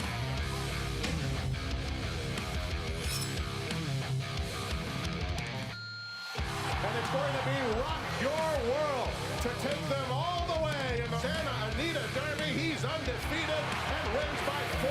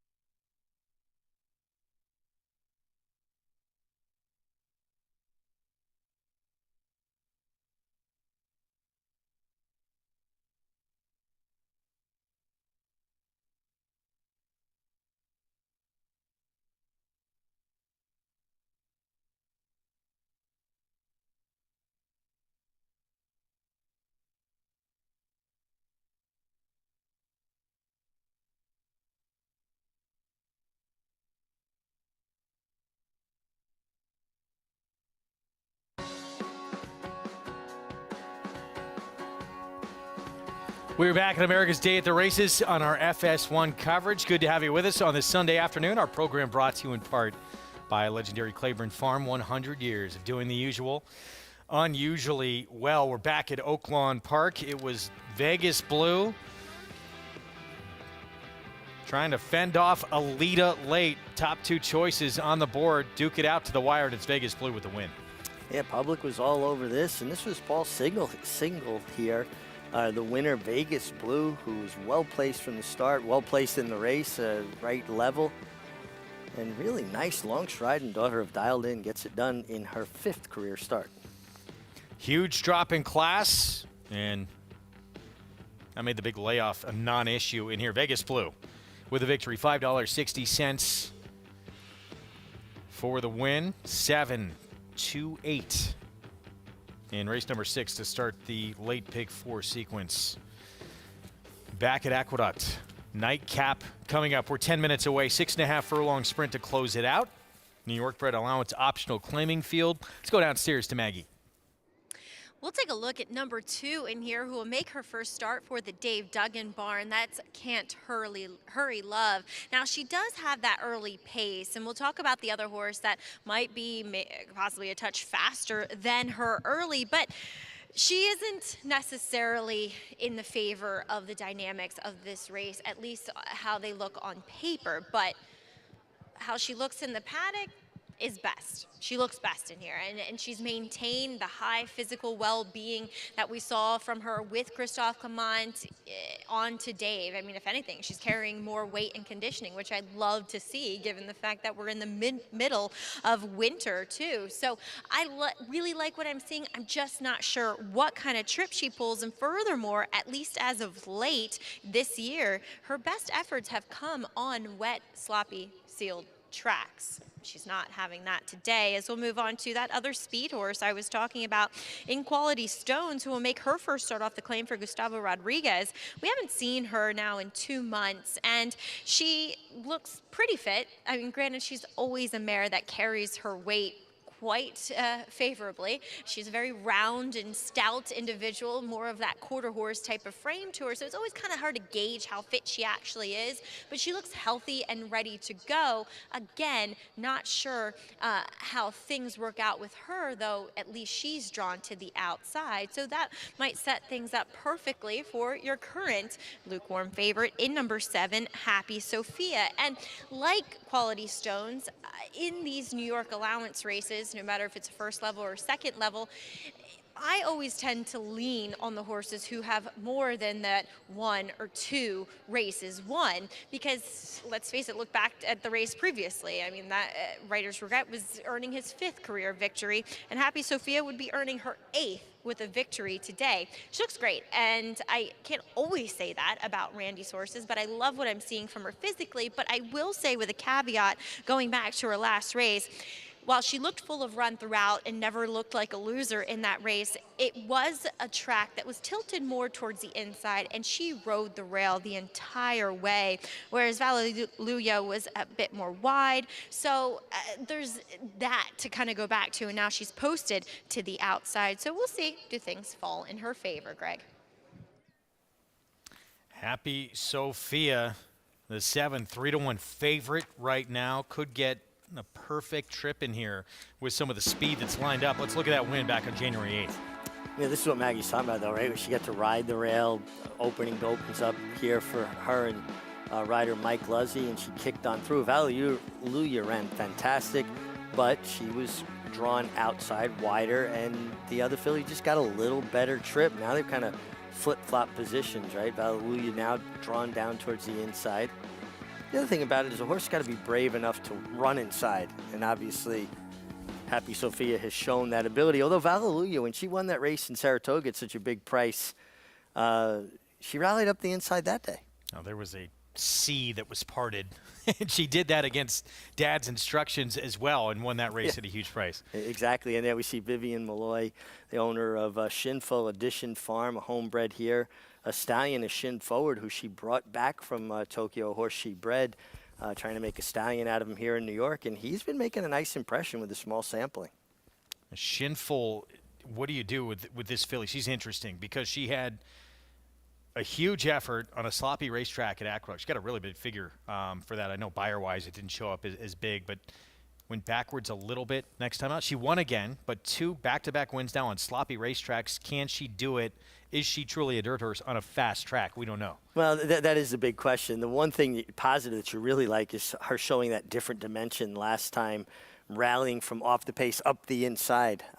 She showed a bit of courage there. She is 6-1 right now. Seems like somewhat of an evenly matched group in this spot. Here's our post-break. Here is Vallelujah. Jackie Davis riding for Dad off that second to Happy Sophia. Yeah, and always easy to root for Robbie. Works hard, and Vallelujah gets an inside position today. Can't Hurry Love, big buyer figure in the slop and a gate-to-wire win last out. She's quick. I mean, she should be part of the pace for sure. Way too big a price at 4-1 right now. Here's Shinful, back-to-back wins in the slop. Yeah, in good form and showed a different dimension last time. Karamoka, biggest price on the board at 14-1. Has shown races that would be competitive here at times, a little bit inconsistent. Quality Stone's going to bring more speed to the party. Well, she holds the key to the race, this 8-time winner, because she is quick, and how much pressure does she put on Can't Hurry Love? 7-2, Kali Magic. Dylan Davis looking for 3. Everything's a break with this filly. There's times when she gets herself in trouble leaving there. And Happy Sophia, still favored again, could get the perfect trip today. I think just setup-wise, it's pointing her out. She's drawn outside. There's speed that could hurt each other, and speed that is quality speed. Horses that are quick, that are contenders, that riders can't just let go. So it's going to be interesting to see if things heat up on the front end. Well, Can't Hurry Love. JK, if you could book 4-1 in here, how much would you take? I don't know. I almost picked the horse, to be honest. In fact, I told our producer, Bobby, give me the 2, and then I started screaming, just kidding, give me the 3, give me the 3. I was pretty close on the 2, so I'll start with the 2, Can't Hurry Love. This horse showed a bunch. If you watch the last race and you look at the figures from the last race, horse had a great pace figure, a great final number. Now, that was for Christophe Clement, a higher percentage trainer, historically, than Dave Duggan, but Dave Duggan's having a great meet. So, I just call it cancel that out, and let's just say, can this horse run that same race? The problem I have is that great performance was earned on a sloppy racetrack. It could be real, but there is at least a point to question whether or not it's real. That's why I ended up leaning on the 3, Shinful. This horse ran extremely well a couple of races back. Ran well last time at a short price for Dave Donk. That was on a sloppy racetrack. I just don't necessarily trust that speed figure. The speed figure did go down, but when a horse moves to Dave Donk, I'm always going to kind of lean that Dave Donk will improve the horse. I think Dave does an outstanding job. He doesn't win at the high percentages of some of these high percentage trainers. He's not in all of these derby preps, but man, he'll show up at Saratoga and he'll stuff you into a locker if you don't use him. I think Dave does an outstanding job, and so I'm going to go with the 3, Shinful, in here, a little bit of a better price. But to answer your question, Wolfie, I don't hate the idea of the 2. I just don't love it. Yeah, I was first of all, I was surprised he was that price. That was part of what I was bringing up. I believe he's going to be favored by the time the gates open here, I would think, looking at the doubles and the pick 3s. But JK brings up a great point. I mean, do you trust that figure coming on a wet track last time out? It's a little bit like Shinful, too. The same questions to answer.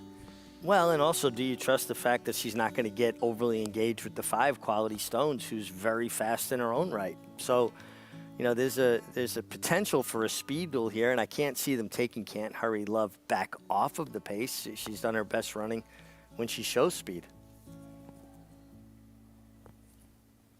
So Can't Hurry Love, can she reproduce that effort on a fast track? And now she has become the favorite at 3-1. 3 on the board, all at 3-1, the 2, the 6, the 7. Let's go back to Maggie. Yeah, guys, I'm struggling with this race a bit because Can't Hurry Love, it's undeniable that she looks best physically in this field, but dynamically, I'm not sure about her chances, and furthermore, it's a fast track today. We'll see if she can run that same kind of race, as it looks as though she's having a slight saddle adjustment at the moment. But let's talk about Shinful.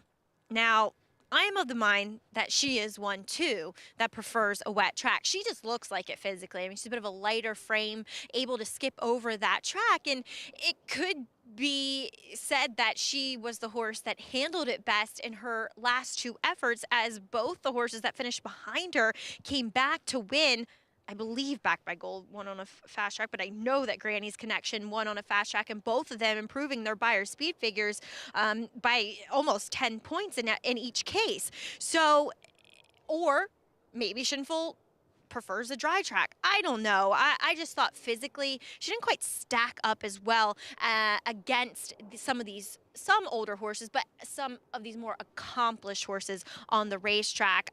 But then again, I'm taking a horse that isn't that accomplished either, just at a decent price. And Vallelujah, I just thought is heading in the right direction. With each start, I've noticed her kind of growing and maturing a bit physically, which I like to see, and that's indicative in her running lines too. And I just thought maybe she sits the right trip, whereas I thought she was a bit against it last time against Happy Sophia, and you're getting a nice 6-1 on her, Greg. All right, Maggie, thank you. We'll see how it plays out here. Vallelujah, Jackie Davis riding for Dad Robbie here. Had that huge 24.5-1 upset at Saratoga this summer when Jackie went up the fence to shock everybody. And Robbie said, I want you outside. Said, stay away from the fence. Didn't listen, and it paid off. Imagine that. We'll see here at 6-1. It's been gradually improving, too, since that time, figures-wise.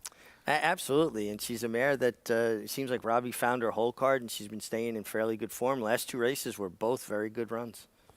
Big question marks with your favorite, the 2. Can she produce that same kind of effort as she did last time out on a fast track? And with Shinful, the 3, back-to-back wins in the slop, can she produce it on a fast track as well? Or will Happy Sophia, the 7, there in the background, well, it's set up perfectly for her with the speed signed on in here. She can sit and stalk maybe like she did in that race we showed you back on January 8th. Nightcap from Aqueduct. Let's go upstairs. Chris Griffin, the call. Happy Sophia. All in line. All set.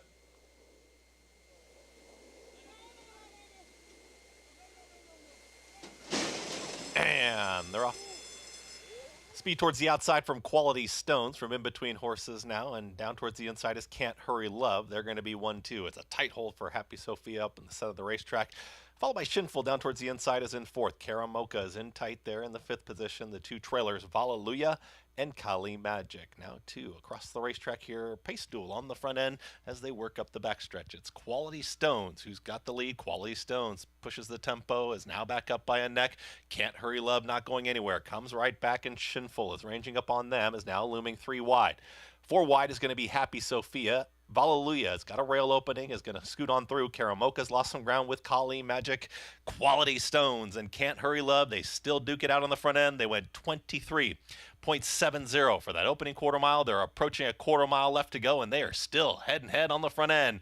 Quality Stones is trying to put away Can't Hurry Love, but Can't Hurry Love has put away Quality Stones, and Can't Hurry Love is now 2 lengths in front. Quality Stones is back to second. Kali Magic out in the center of the racetrack trying to rally on with Happy Sophia. Can't Hurry Love is just striding away. 5-6 lengths clear. Was in a tight spot there, but took all the early pressure. And Can't Hurry Love, much the best in the finale. Can't Hurry Love, Kali Magic will grab second over Happy Sophia and Shinful in 1 minute 19.24 seconds. Dominant performance. Can't Hurry Love had to duke it out with Quality Stones here on the front end, and plenty left in the tank in the stretch. You know, they were head and head for the lead, and Manny Franco twice checked to see if he could maybe ease back and get outside of Quality Stones. And when he saw the traffic there, he said, no, you know what, I'm going to hold my position and stay here. But they went a very controlled first quarter and half, 23 in high change, 47 and 1. For 2 horses that both possess a great deal of speed, it was a fairly controlled tempo, although it was contested. But Can't Hurry Love had plenty left to kick on through the stretch. And Dave Duggan last year won at a 27% clip, is hitting at a better than 30% clip so far in this young new year. Wasn't sure who was the pretender on a fast track. Shinful, Can't Hurry Love. It winds up that Can't Hurry Love, the real deal, able to reproduce that effort on that wet track last time. Yeah, and again, I think just the fact that she got so comfortable, even though, like I said, it was contested, they were head and head, but they were doing it in a very controlled manner. 23.70, 47.32. Think about the fractions the race before with Fenway went 45 and change, so it's a much different tempo. 2-6, 7-3, 5-2, slight favorite. Can't Hurry Love. Now back-to-back wins. Closes out the card here in New York. We're going to talk Derby Trail when we come back. It was back in action down in South Florida at Gulfstream on Saturday. Bill Mott as a new contender. We'll talk about Rocket Can and the Holy Bull next.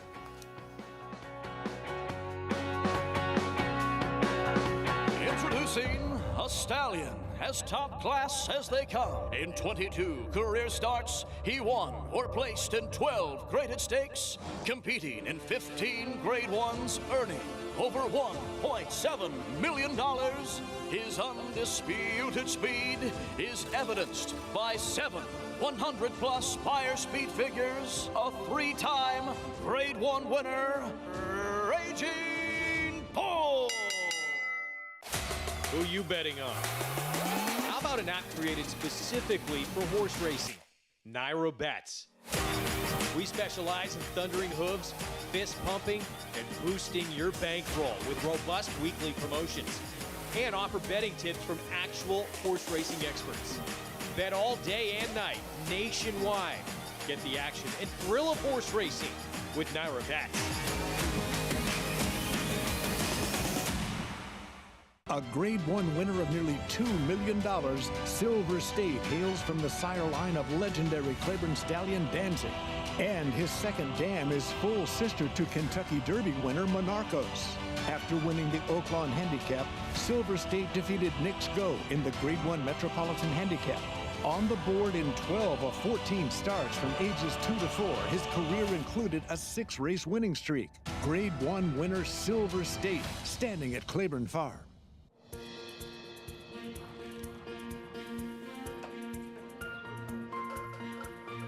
We take pride in what we do. I'm an assistant trainer. Carpenter. I'm a peace officer. I'm a jockey. I'm a gardener. I'm a groom. I love what I do. We are New York Racing. New York Racing helps support my small business. It's extremely important to the New York economy. This is like a big family. We are New York Horse Racing. Back with you on our FS1 coverage of America's Day at the Races on this Sunday afternoon here at South Ozone Park, New York. Card in the books at Aqueduct, and the nightcap, Can't Hurry Love. She reproduces that brilliant effort on that wet track here on the fast going today. As you said, took a little heat early, but with modest, slow fractions, and then just pulls away from this group. Well, this is the way to handle it when you've got two clear-cut speed horses. Make it a 2-horse race, and Go is controlled and contained without giving it to the other one. Quality Stones didn't have much left in the tank, but Can't Hurry Love certainly did as she strode away. Very impressive performance, and good to see Dave Duggan with another win, who's been quietly putting together consistently good meetings here in New York. $7 to close things out here in New York. Kali Magic, Happy Sophia, second and third. Pick 5 comes back on a formful Sunday card, just over $400. Pick 6, $2,740. Yeah, very doable sequence, huh? Sometimes there's small payoffs, and they still would have been tough. I thought Bourbonic was a tough one to find today for Pletcher. Yeah, I agree with that, especially going the mile. Rider's Regret was not easy to find for me. Yeah. A couple of ones that were difficult. If you came up with that, nice handicapping today. 7th at Oaklawn, 6-furlong sprint, 30,000 starter allowance. Let's go to Paul for more. Yeah, I thought this was a really good race here, Greg. When you look at this race, like you said, a starter allowance. And now let's get to the favorite in here, Dark Timber. When she won that race last time, or when he won that race last time, he was 1 for 17 lifetime. So that just shows you the quality of the field that he beat. But he did take the field gate to wire. And let me take you back to some of his past performances. When Norm Cassie claimed this horse showed speed first time out, kind of faltered. And then next time, second time in Norm's barn, which is usually very key, this horse ran a bang-up race against Gulfstream Way. Then after that, on the turf bobbled start, then fell to his face without the rider, ran around the racetrack at Saratoga.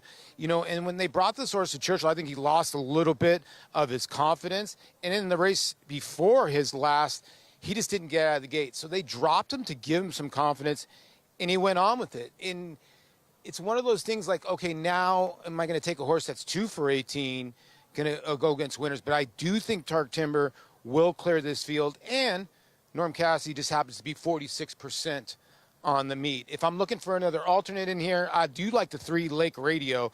Kenny Smith not having the best of meets, 0 for 12 for Dream Walking Farms, and our friend Toby Keith, hopefully he's doing well. The interesting part is David Cabrera gets aboard this Son of Can the Man. They're 0 for 17 together. That actually surprises me a tiny bit, but this horse dropped to the 30 level last time, and I thought ran an okay race. Ricardo Santana off, Cabrera on, and if there's a speed duel up front, I thought the 3 could be right there for the ripe. I was a little bit against the 5, Papa Rocket, winning on the 30 non-2 because the horse I thought got a decent setup. The 8 is the other one that's kind of the wild card in here. Diodoro has got a couple in here. He's got the 2 Shady Empire.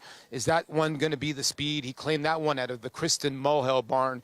Kristen's very, very sharp. The 8 horse he got from Steve Knapp, and this is a Square Eddie, a Calbred, and a horse that's pretty consistent as well, and never been here, but it's been working great guns. So I'm surprised the 8's not a little bit lower of a price at 9-2, but I think the public's thinking the 1 can go gate to wire again. I'm just going to take a little bit of shot on the 3 here to maybe catch the 1. Yeah, Dark Timber with that speed, where this horse is drawn, going to try and obviously take advantage of that. A lot of money on this horse. Here's the horse that's the West Coast shipper Paul was just talking about, the 8, moving to the Robertino Diodoro barn. Diodoro having, as usual, tremendous Oaklawn meet. Yeah, 23 wins already, 27% win percentage. Horse could be very well drawn just outside the other speeds and work out a nice trip here under Christian Torres, who is having a tremendous Oaklawn stand as well. Yeah, Team Wayne Lucas horse too, the 5 Papa Rocket. I thought interesting. Let's go to JK, get his take.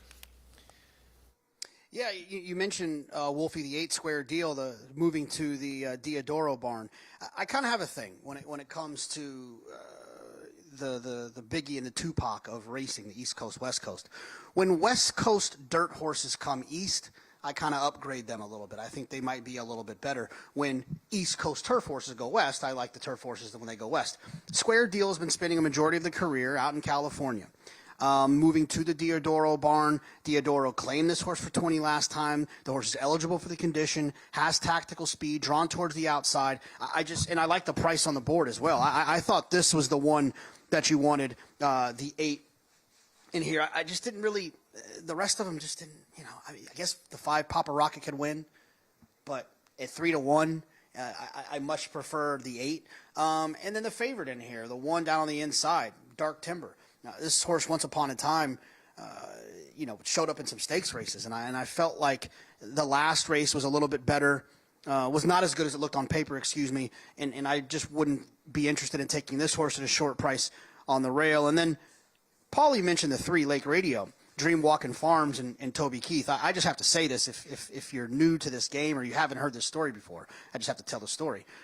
At Breeders' Cup at Jeff Ruby's Steakhouse, Toby Keith went up and did a impromptu concert while he's battling stomach cancer, did an impromptu concert. They locked the door, and he just jammed for like an hour and 15 minutes. And I'm not a huge country music fan, but he was jamming, and it was really, really fun. So I hope he's doing well, and best of luck to the 3 Lake Radio.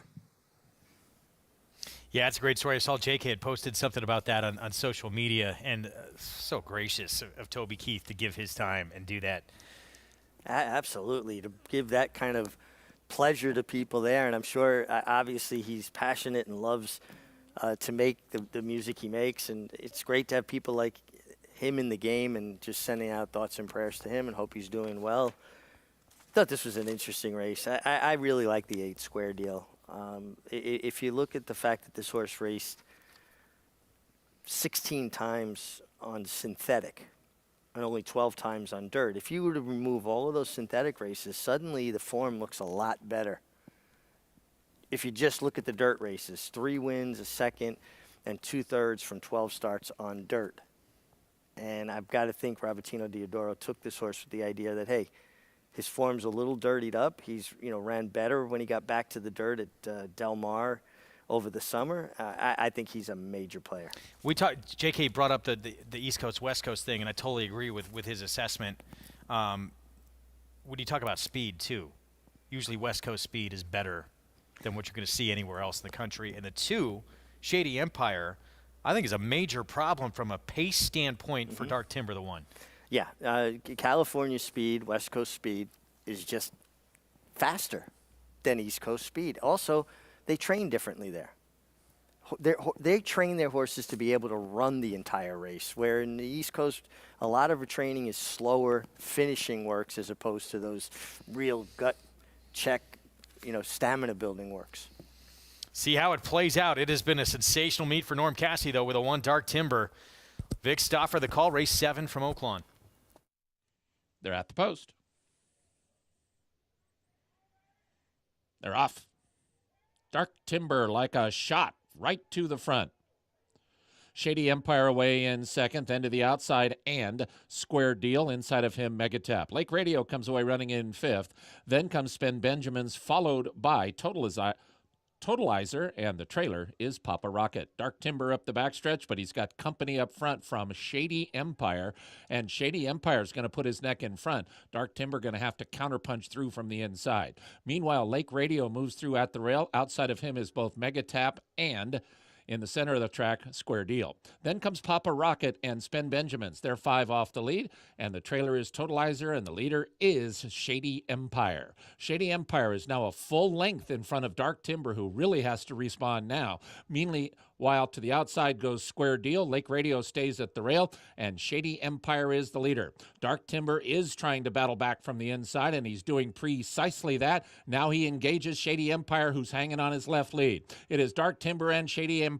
Here's Lake Radio to split horses, but he's 2 behind. Shady Empire and Dark Timber. Dark Timber and Shady Empire going to be a nose. Dark Timber, Shady Empire, Dark Timber. Dark Timber came back on and beat Shady Empire. Lake Radio 3rd, maybe Spend Benjamins for 4th. You talked about it earlier when we were talking with Rob Atras, who had a 4-win day here in New York. Momentum in a barn. Norm Cassie making all the right moves at this Oaklawn meet from limited starters. Yeah, Dark Timber, Ricardo Santana broke very alertly from the inside, made sure he established and held his inside position. The 2 Shady Empire took it to him. Came off the turn. Shady Empire didn't corner well, kind of came out a ways before finally getting onto his right lead and getting back down to Dark Timber. But Dark Timber was in fight mode by that point and was not going to be outgamed under a strong and insistent Ricardo Santana. Should not have won this race with his running style. Got headed. Usually you think with his running style, he's done. But everything just going right for Norm Cassie at this Oaklawn meet. And he's winning at about a 50% clip now. I mean, it's pretty remarkable. Dark Timber keeps it going. Horse who you would think had to be in front, gate to wire to win. Not the case. Got headed, comes back on from being on the inside as well to get the victory. That was impressive. Ricardo Santana Jr. aboard for that victory as we check in at Tampa Bay, Oldsmar, Florida, race 9 at Tampa Bay. Mile and a 16th on the turf, $16,000 claiming race. And as expected, Slime Queen, the 5, taking a ton of money here, just won at this condition 2 starts back. We start with a 1 here, Beautiful Tiz. Good inside draw. Getting back to turf is 2 for 16 on the turf lifetime. And Talia, we'll see next at 11-1, 12-time winner on the turf. 12-time winner, just really lost any sort of speed. Used to be able to lay up close. Last couple starts, just early on losing any kind of tactical speed. Yeah, Slime Queen had no problem with her when they met back on November 26, 2 starts back. Sweet Moochie, 18-1. Yeah, it just feels like she'd have to get a little bit faster and handle some of these in here. Bourbon Gal at a big price here, 26-1. This is the 6-year-old debut coming up. Yeah, and has a couple races that actually would make her around the fringe. I mean, big price here, but actually has a couple races that could round out an exotic. Here's the 6-5 favorite and the sharpest form in the field. Yeah, it comes off a race where she was chasing a runaway leader in a very, very fast pace. She should get a decent setup. Lee Rowe, second choice at 2-1 right now with Sammy Camacho. I thought she was kind of interesting. More of a closing type, turns back from the mile and an eighth. It just was third at this condition. As you mentioned, going a little longer. She Be Glamorous, the 7 at 13-1. Yeah, another one that has some races, last fall at Hawthorne that were okay. We'll have to run one of her better races. Comes from very far out of it. The 8, Irazu, one for 16 non-winners of 3. Easier group, 2 back. Yeah, another one that's more of a deeper closing type. And Classy, of course, rounds out the field, the 10. Yeah, Tough Post, another one that comes out of the race with Leah Rowe, where she was very well beaten. We'll look back to yesterday. We had 2 graded stakes on the Tampa Bay card. Acacia Clement, she was live there, gave us great on-site coverage. And we saw some surprising results. Surprisingly, one of them in the Grade 3 Endeavor. Shug McGahee, 5th stable. Paco Lopez up to win by a neck here over Scottish Star in market segmentation. This daughter of Mastery, Claiborne Farm stallion, got up with a relentless late rally to just get up in the shadow of the wire. This was the even bigger surprise, I thought. Emmanuel, usually a horse that has to do it on the front end if he's going to have any kind of effectiveness at all, sits off the pace in here. 4-year-old debut for Todd Pletcher, and doesn't just win, he beats a much more accomplished field, older horses, and he does it in course record time. Yeah, coming off that layoff, hadn't been seen since Saratoga, gets Hall of Famer Javier Castellano, and changed his style up. Maybe he always wanted to be a closer. He's just finding that out. He might be a horse to watch now going forward this year. That was impressive. It was. He really strode out nicely the last 16th of a mile. All right, so back to race 9 here. And do you just see it tough being to look past Slime Queen, the 5? Yeah, I thought if anybody else is the other horse, that the second choice, the 6, Lee Rowe. The reason I would gravitate towards her a little bit, besides being just a slightly better price, Slime Queen has 4 wins, 9 seconds. And when horses start accumulating twice as many wins as seconds, I just wonder if they could be vulnerable if it's close at the wire. There is not much pace in this race at all. Maybe the 4, Bourbon Gal, is the one who's going to try and lead the way? I think that Bourbon Gal's got to go. And she has her uncoupled stablemate to her inside, the 3, Sweet Moochie, who's a closer. They're complementing styles. 28-1. We'll see. Bourbon Gal, she was in against Slime Queen last time out. She did not open up in that field, but this is a slow group, early anyway. So we'll see if she can try and maybe get a little separation here in her 6-year-old debut and pull off a surprise. Just don't anticipate you seeing the kind of pace that was on the last time Bourbon Gal ran in November. 22-2, 45-2, going a 2-turn mile for $16,000 claimers. That's rolling. We have a couple of big preps next weekend. Tampa Bay on the road to the Kentucky Oaks for 3-year-old fillies, on the Derby Trail as well. We're going to have the Suncoast Wonder Wheel, your 2-year-old champion filly. For Marcassi, going to be back in action, making her 3-year-old debut. And then Sam F. Davis on that card as well. Prep for the Tampa Bay Derby. I think Tampa Bay Downs is a great place to bring a horse back. It's a very kind surface. It's also a surface that's going to give horses foundation as far as their physical progress. And it's always interesting to me to look at horses that we haven't seen since the end of their 2-year-old season and how they look starting the 3-year-old season. All reports are that Wonder Wheel's gotten bigger and stronger. 17, I believe 17 hands. She is a big girl.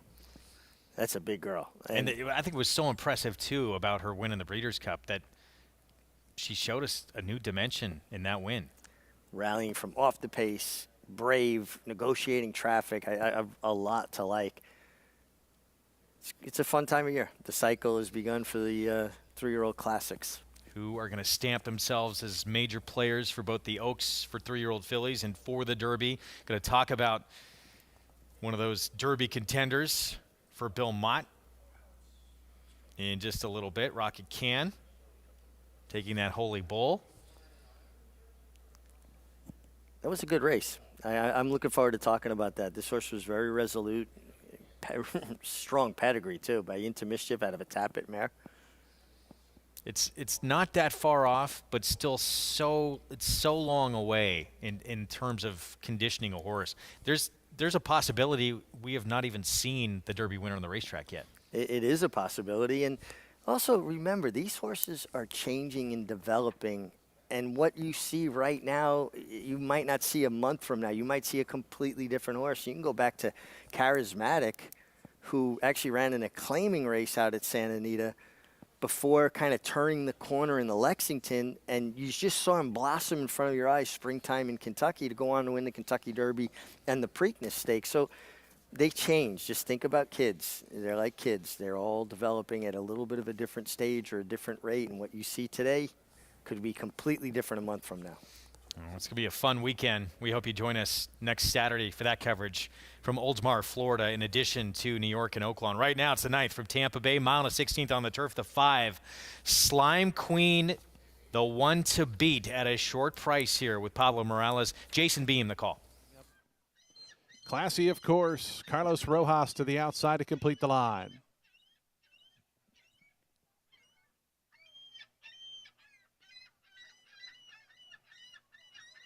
Just about set for a start. They're in the gate.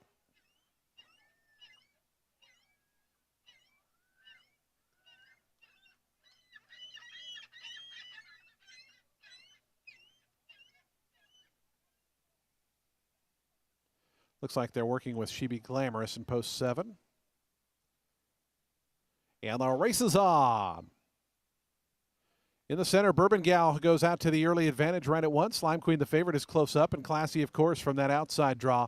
And those three quickest here through the first 16th of miles. Classy, of course, up on the outside, and Bourbon Gal. Those two bend into the stretch. Slime Queen, the favorite, secures a beautiful spot for Pablo Morales, third just off the top 2.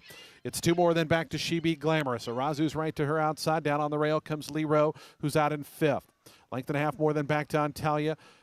Sweet Moochie has one beat, and that's Beautiful Tiz, who's at the back, but Bourbon Gal is the leader. Aaron Walker and Bourbon Gal onto the backstretch in front by just over 2 to Classy, of course. It's then 4 more. Back to Slime Queen, who's in 3rd, 23-2 for the opening quarter mile. They head down the backstretch. Bourbon Gal still the leader. The lead now length and 3/4. As Classy, of course, gets a little bit closer. Now draws to within a length. 3.5 more, then back to Slime Queen. Cannot complain about the trip here. Is all alone in 3rd. It's 2.5 more back to Lee Rowe. She Be Glamorous. They're 4th and 5th. Arazu to their outside is 6th. Antalya in the orange colors, 7th, and about 7 or 8 off the lead. It's 2 more back to Sweet Moochie, and Beautiful Tiz trails. 47-1 for that opening half mile. Classy, of course, goes to the lead. But here's Slime Queen just back in 3rd right now. Is in the 2nd spot. Bourbon Gal still battling on, but Slime Queen getting closer to these long shot leaders. 2 more back to Lee Rowe. Irazu tries to launch from the back. Also toward the inside is Antalya as they come to the top of the stretch. Classy, of course, and Bourbon Gal. They've been 1-2 throughout. Slime Queen just in behind them. Lee Rowe is getting closer now. In the black colors, Sweet Moochie's made up some ground. Antalya down the outside. Slime Queen up on the outside, now coming after the lead. Lee Rowe going to look for a split in the final 16th. It's Slime Queen. Here's Lee Rowe coming through toward the inside. Slime Queen and Lee Rowe, these two driving to the wires. Slime Queen look to hold off Lee Rowe. Multiple horses in a photo for 3rd, 4th, and 5th there. Sweet Moochie was in the photo with Classy, of course, and Talia, and also still Bourbon Gal. Slime Queen, you could not get a more perfect setup in a race in here with 2 horses battling it out on the front end, and she's sitting in that perfect spot right behind him. Pablo Morales just rubbing his hands together down the backstretch like, oh, this is perfect. And then she got there, and it looked like she might hang for a stride or 2, but strong handling convinced her to go on. Lee Rowe got a nice trip and a good split there under Sammy Camacho. Just came up 2nd best to Slime Queen, who now has 5 wins. 9 seconds, 4/3 lifetime. Slime Queen, 1 at this level, 2 starts back, does it again today with a dream setup. 2 wins now in her last 3 starts for the 6-year-old mare. Pablo Morales for trainer John Arnett, owned by Charles Nielsen. And the short price favorite gets it done, race 9 at Tampa. We're going to look back to that grade 3 Bayakoa, that distaff division at Oaklawn from Saturday's action. Brad Cox has found the key, potentially, with Amore. We'll look back on her performance next.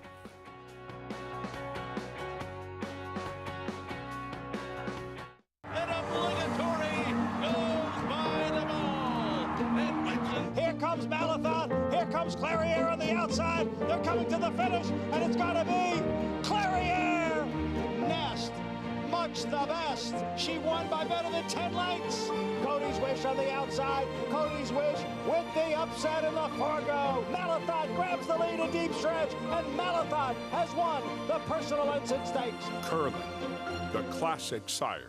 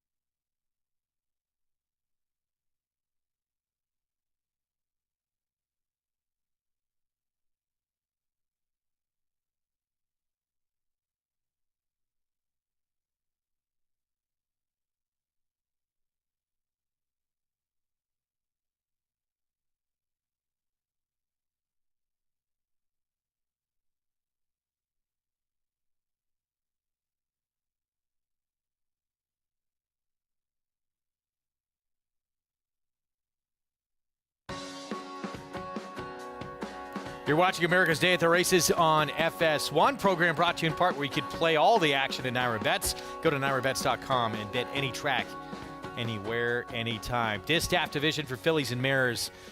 Good one yesterday at Oaklawn and Hot Springs, Arkansas. Grade 3 Bayakoa. And evenly matched group that lined up. A Mulray used to be with Todd Pletcher. It actually looked pretty precocious early in her career. Todd actually tried to move her to the grass. She was going to stay on grass with Brad Cox. Race was washed off. First start in the Cox barn for him. She won it impressively. And now she wins again in the Bayakoa. Got a very good trip, but did run down a pace setter who set the pace with very slow fractions. And Lovely Ride was coming off the runner-up, a win in the Pippin, also a win in the Mistletoe. And she just got out, gunned down by a Mulray who was always in range. But I think a real solid effort from the winner and the runner-up, and part of this comprehensive series of races we talk about at Oaklawn. Pippin, Bayakoa to the Aziri, to the Apple Blossom being the ultimate goal for older fillies and mares. And, the more positive thing, we don't think anyone in these races here is a superstar, maybe potential distaff winner. We don't know. Maybe they could develop into that, but a nice move forward in the right direction. If that is going to happen for a Mulray. Got a 92 buyer, biggest figure she's ever run to get that victory yesterday. Well, it feels like it was definitely a step in the right direction. And she beat a Lovely Ride, who's never been worse than third at Oaklawn, and coming off back-to-back wins in the Mistletoe and then again back in the Pippin. So a filly that's shown a fondness for Oaklawn Park and in good form herself, and they put a little separation on the third horse. I thought it was a very good effort by both these fillies. Let's get Paulie's thoughts. Paul, continuing to move forward for Brad Cox, a Mulray. Yeah, I think so, and I think this is the filly that they've actually figured out. When you look, to me, I always say to everybody, time is the best handicapping tool. And when you look at this filly by Uncle Mo, in her first career start, she got dead left and rallied against Gerrymander. Very nice horse. Then he sent her to the Frisette, did Todd Pletcher, when he had her. What happened? She came from off the pace, lost to Echo Zulu. You start looking through her form, whenever she went around 2 turns on dirt, she was awful. But every time she was forwardly placed or taken to the front end. Look at the one race that she did run well. She won from off the pace a little bit at Laurel, but that was a 1-turn mile. But around 2 turns, what was her best race? On the turf at Saratoga from off the pace.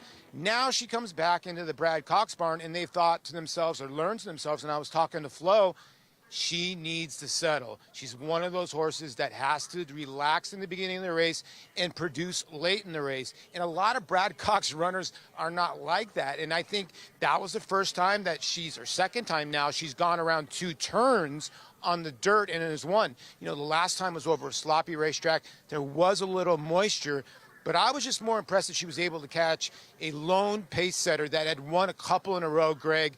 And I think that they just found her running style, at least going around 2 turns. And let's listen, she's still got that option of getting back on grass.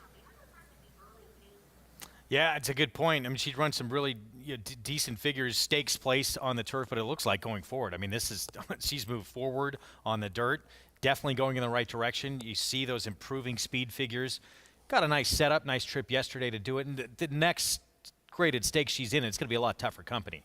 Yeah, but you got to find out where you're at with it, right? And she's been taking those steps, and it's nice to have a dual surface performer. The fact that you do have turf as an option, or, I mean, how tough would it be to beat her if she was in a turf race that comes off like she was last time?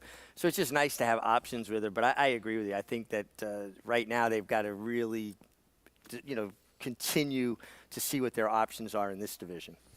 Meanwhile, a fan favorite who got even more popular in retirement than when he was running just recently passed away. Tremendous story here. The great Chindy, 18-time winner in his career, had some huge moments at Oaklawn, passed away earlier this week. One of his best moments had to be that 1998 Grade 3 Count Fleet. Nearly white horse that would come from the clouds, from another area code, to win his sprint races. He was so much fun to watch in his day, trained by Steve Hobby, and became even more important, really, to Steve Hobby as a stable pony for almost 2 decades. I got to meet Chindy in person. I was there covering the Arkansas Derby with Zoe Cadman. She rode him around. Steve Hobby, he became an integral part of his team, and what great care he had. And our heart goes out to everybody that loved Chindy. He became such a part of the fabric of Oaklawn Park, and people look forward to seeing him. And a horse that really loved his job. That's the one thing people need to understand. Most horses like to have a job. They like to have a purpose. A lot of horses don't do well just being turned out in pastures. They get bored. They walk the fence line. Chindy loved his job, and he did it with enthusiasm every day, and he will be missed. Like I said, he was a part of the fabric of Oaklawn Park. Yeah, became really one of those just so popular horses in retirement. I know Carol Ricks, who owned this horse, her whole family, so sad, but at the same time, so happy for what this horse gave them for such a long time, Paul. Sad to see him go, but he'll be remembered for a long time around those parts. Really sad to see him go. And, myself being here in Hot Springs for the first time, full time, didn't realize. I remember Chindy, but didn't realize he is so loved around this racetrack. The Sentinel Record here, the local newspaper, actually did an article on Chindy, had his picture as well in memoriam to him, and he will be missed by a lot of the Arkansas and Oaklawn fans. It just shows you, I kind of relate this to a mini Saratoga or a Saratoga-like. They love their horses. They remember the older horses, and Chindy was a special type. Yeah, they actually had Chindy Day to honor him back in March of 2020. That's how important a horse he was to this area. He will be missed, no question. Passes away at the age of 29. We're going to take a timeout. We'll be back. More coming up. Features still ahead from Hot Springs when we come back here on America's Day at the Races on our FS1 coverage. Stay with us.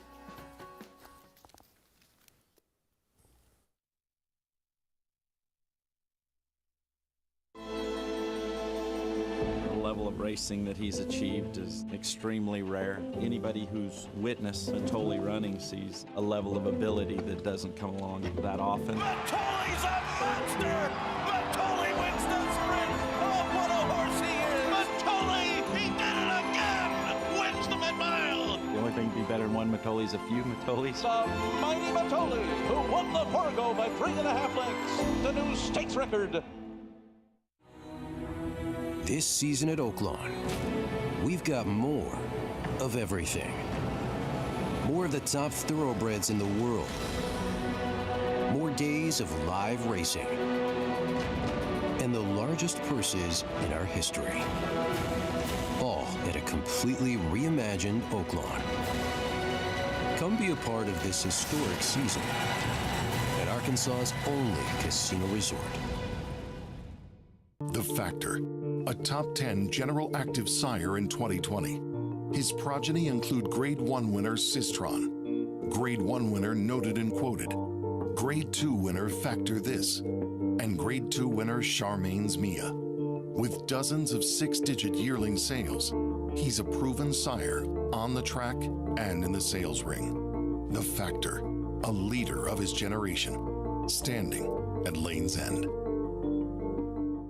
Racetrack Television Network brings you every race, from every track, on every screen, every day.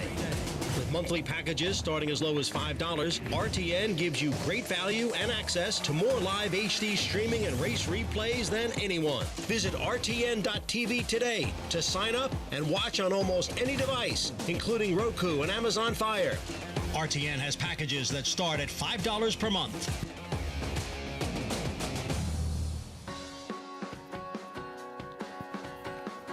We're back on America's Day at the Races on our FS1 coverage. Good to be with you, Greg Wolf, Richard Migliori. We have Paula Duca live in Hot Springs. Jonathan Kinchin with us as well. Feature is next at Oaklawn Park. 6 furlong sprint and Cogburn back for Steve Asmussen. He'll have Ricardo Santana Jr. aboard 4 to 5. We haven't seen him since May of last year. Lightning quick horse. There he is. Talented as well. Graded stakes place last time we saw him. It comes in a very strong work tab. Last year looked like he was poised to kind of take up the mantle for Jackie's Warrior at some point. Maybe he will now as a 4-year-old. Improbable Journey had a big win at Oaklawn on a wet track back on December 10th. Yeah, and he can lay up close. I don't think he has the kind of speed that Cogburn has, but certainly could be well placed. Texas red hot off since November, late November for Randy Moore's 4-year-old debut coming up. You just have to find a race we haven't seen from him yet to compete with some of these. This is a pretty salty group. Spankster for the coach, Steve Wayne Lucas. He showed some big talent in a few races. Yeah, he runs his A race. He's certainly a player here, and he's turning back in distance. See, Life is Hard next. He's been off since June of last year. He put together back-to-back wins. That was routing. We'll see if he can be as effective sprinting. Yeah, horse that showed a lot of ability early on in his career, was pulled up back in June, but he's working well. Chasing Time, he was on the Triple Crown Trail last year before getting back to sprinting. He was only 2 lengths behind Cogburn if you go back to the Chick Lang last year at Pimlico, so he's not far off the frame here. Yeah, with a wide trip that day as well. And then League of Legends outside, Jinx Fires and John Court. A horse that does sport 2 wins at Oaklawn Park, but also feels like he'd have to find one of his best races to compete with some of these. So here we go, Paulie. Cogburn, even money on the long layoff here for Steve Asmussen. Yeah, and even money on a horse, I get it. I get that this horse should be even money and probably will be the speed of the speed. You know, when you look back at the Chick Lang, speed was great on Preakness Day, and he still got beat. But you know what? He still ran a monster number. In the race before that, he ran a 95 buyer. So I would think Steve's going to have him ready. The one thing is you do get the one horse, so you're going to have to push out of there. Improbable Journey, I think, holds the cards in this race, Greg, because can he keep a little bit of pressure on Cogburn? You know, Cogburn has been out since May, been working great guns, so I would think he's going to be sharp. Improbable Journey does have some speed with Gabriel Saez and can put a little bit of pressure on. You know, the other horse in here I thought could run was Spankster. You know, D. Wayne Lucas looking for a double on the day. I think this horse can sit in a very good spot on the cut deck in distance. You know, and then the other horse here for Asmussen, the 6, Isaac Castillo, is aboard. I actually like this horse a little bit, maybe to launch if the 1 was the falter in here. Now, this horse is owned by My Racehorse Stable, and that's why you're seeing a ton of action on this horse. Most of those horses always get bet at the window. But I think this horse has got a legitimate shot maybe to come from way off the pace or off the pace to get a piece in here. Cogburn's going to have to break. I do think the 2 holds the key. If that happens, I think the 4 and the 6 could be in the fray, guys. All right, Paulie, thanks. See what happens here. Cogburn now odds on at 4 to 5. Meanwhile, that horse next door, Improbable Journey for Larry Jones. His trainer, he admitted he likes a wet track a little bit better. Didn't come up wet this afternoon. He had that big effort in the slop. That was back on December 10th. We'll show you right now. Yeah, I mean, this was a big effort, and he really saw the deal through. I mean, he drew off at will. And sometimes it's not even that a horse handles the mud so much better than everybody else. I mean, that they improve in the mud. It's just they handle it better than their rivals, where the other horses are struggling and they're just more comfortable on it. But I think Paul's right. He holds the key to the race. If he goes on a hard send under Gabe Saez and he engages Cogburn, because Cogburn's committed. He has to go from the inside. I just don't think he's as fast, do you? I don't. I probably just don't think naturally he's as fast. 3 to 5 on Cogburn. Jonathan, how do you see the 8th? You know, look, Cogburn on paper, he's got some big numbers. He's drawing the inside. You get Ricardo. I kind of like that because you know he's going to send away from there. You're not going to get any kind of silliness, and Richie can kind of elaborate on that. They're going to go, and they're on the best horse. Let's get forward. But just a little bit over bet for me. I'm going to go with the 4 Spankster in here for a couple of reasons. One thing is I remember a long time ago, once upon a time, that when this horse was Dallas Stewart, he was training at Churchill Downs, there was talk that he was a pretty special younger horse. Now, he's had some ups and downs throughout his career, but in his last race, he kind of popped with a big number, and he seems to possibly be rounding into form for D. Wayne Lucas. In a race where I just want to simply try to beat this 3 to 5 shot on the inside, I wouldn't leave out of multi-race wagers or doubles or anything like that. Just from a win standpoint, I want to try to beat the 1 Cogburn. I'm going to go with the 4 Spankster. All right, JK, thanks. Look, if you're going to beat Cogburn, and he's as good as we think he is, this is the time to do it off an 8-month layoff. And back to Spankster, who Jonathan was talking about,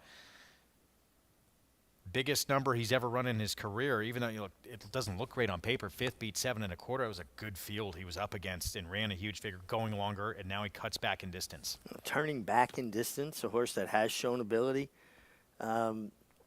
And he could be the beneficiary of the right kind of trip, particularly if the 2 Improbable Journey is able to engage with the 1 Cogburn. Like you said, coming off the layoff, if he's vulnerable, will it be today?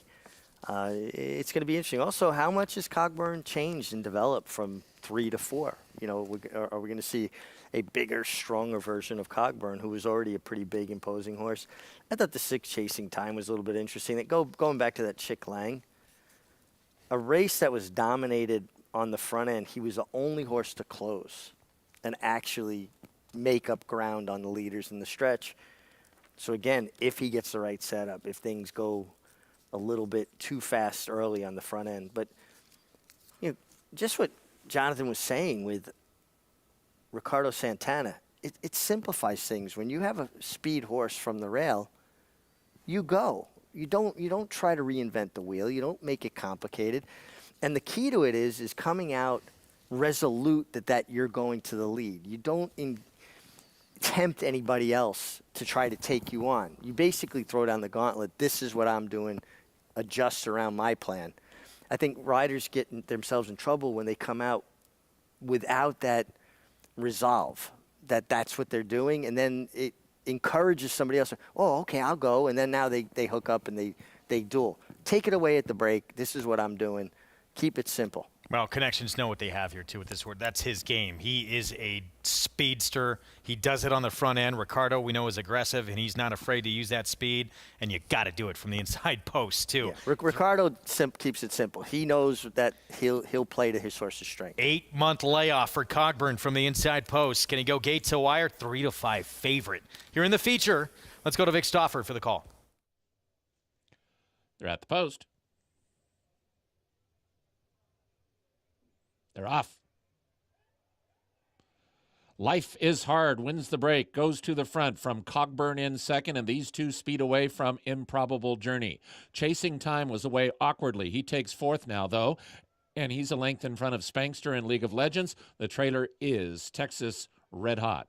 They run into the far turn and scampering like a rooster. Cogburn has the lead. He's a half length in front of Improbable Journey, who comes through now to challenge. And here's Improbable Journey all the way up to put ahead in front, and he's on the rail as Cogburn left it open. Now it's 2.5 back to Chasing Time and Life is Hard. Spankster has 5 to close. He's 2 in front of League of Legends. Far back, Texas Red Hot, top of the stretch, Improbable Journey and Cogburn. Improbable Journey ahead in front of Cogburn in second. Both Chasing Time and Life is Hard have chances if good enough. 3 back to Spankster, and now Cogburn takes over the lead. It is Cogburn. Life is Hard is coming after him in second, and he's closing for Tyler Bays. Cogburn has the lead. Life is Hard trying to get by in the final 100 yards. Cogburn, Life is Hard, Spankster late. Cogburn, Life is Hard, Cogburn in front. Cogburn beat Life is Hard. Spankster was third. Improbable Journey finished fourth. Cogburn had that lead taken away from him earlier than expected. Re-rallies, gets to the lead, and then had to hold on late for the victory. And Life is Hard. Stretched him every bit of the stretch here. Great job by trainer James DeVito to have this horse ready to come back firing as well as he did. But Cogburn was the story. Inside post, took the lead. Ricardo Santana came off the rail, allowed Improbable Journey to take the lead from the inside, but it gave him an opportunity to give his horse a nice long breather around the turn and into the stretch before he set him down. And he fought to hold off. Life is Hard. Wins by about a head in the end, 109-3. Final time for the 6 furlongs, doing it off an 8-month layoff and having to take a few challenges here from this field. Nice win. No, Life is Hard outbroke him, so he had to rush up the inside. And then Improbable Journey comes up the inside, and then here comes Life is Hard for another round, and he was the last man standing. Let's hear what his trainer has to say. Let's go to Paulie. Yeah, with winning trainer here, Steve Asmussen here with Cogburn, and a horse that didn't get the lead and showed a lot here today, Steve. He did, let that horse up in there around the turn, made him go a little faster in the middle than would have been ideal off the break, but 9 and 3, solid finishing time for his first race back, and hopefully he'll come out of this in a way we can put him in the stakes competition here at Oaklawn off of this. Yeah, were you thinking that he was going to get to the front end when he laid back? You thought he would have some finish? Well, drawn the inside, a group that we felt that he should be aggressive. We got a little fan that's interrupting as well. And yeah, he's the future jockey here. Congratulations, Steve. Get your picture taken. He gets the job done here with Cogburn. Thanks. Appreciate it. Winningest trainer in North American history, just continues to reload with talent, and sounds like potentially we could see this horse maybe in the Count Fleet. Well, this is a really nice prospect for Clark Brewster, Bill and Corinne Heilig-Brodt, longtime clients with Steve. They've been such great supporters of his over the years. And Steve is a winner. He knows how to win, and he knows how to place his horses, and liked his haircut.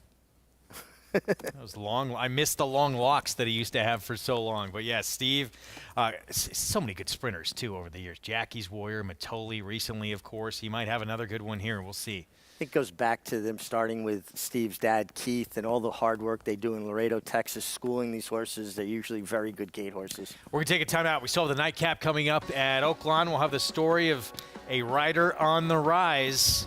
May not have heard of her yet, but you soon will. Kylie Jordan making a very strong impression in Hot Springs. More on her journey when we come back on America's Day at the Races.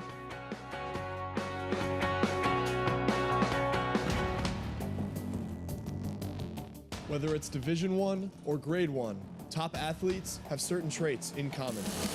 Speed, strength, class, versatility, and most of all, willpower. Claiborne Farm Stallion, War of Will, was a Grade 1 winner on both dirt and turf. Now, his first foals are taking the field.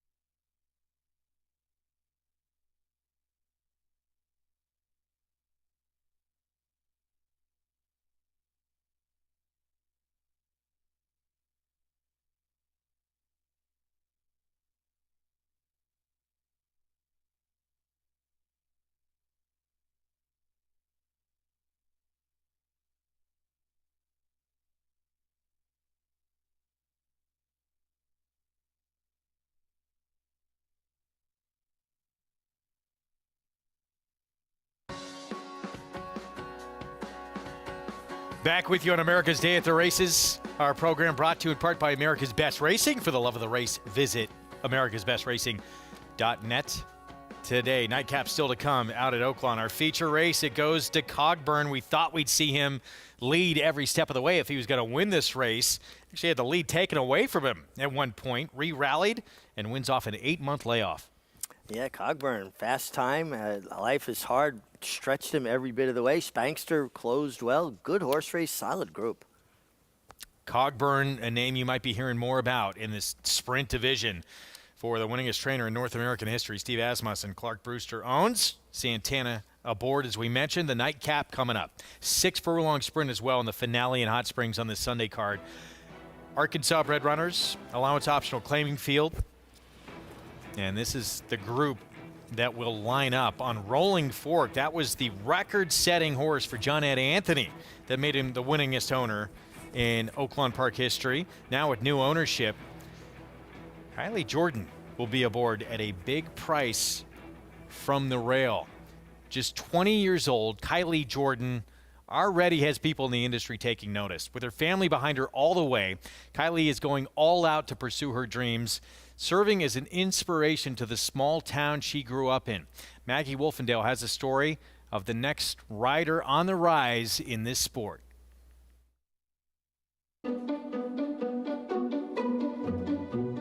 20-year-old Kylie Jordan can't imagine doing anything else. I get on horses every single day, and that's what I love to do, and just being able to make trainers and owners happy and stuff like that's a big part too. I would just need a little bit more ground with her every time.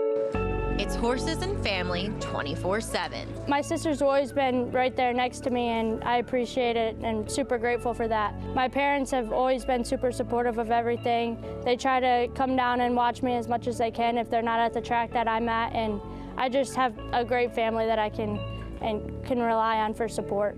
Kylie and her older sister Taylin grew up in a small town in Iowa near Prairie Meadows. Their playground was the backstretch, helping and watching their father, Todd Jordan, train a small string of horses. Me and my sister grew up on horses. We were out in the barn every single day. Kylie started galloping horses as a 16-year-old. She got her jockey's license at age 20. Kylie may have won her first race in May of 2021. And here's the win for apprentice Kylie Jordan. But 2022 was a storybook beginning to her career. Winning rider is Kylie Jordan. She won riding titles at Will Rogers Downs and Prairie Meadows. And oh yeah, she also had a mount in the 2022 Breeders' Cup.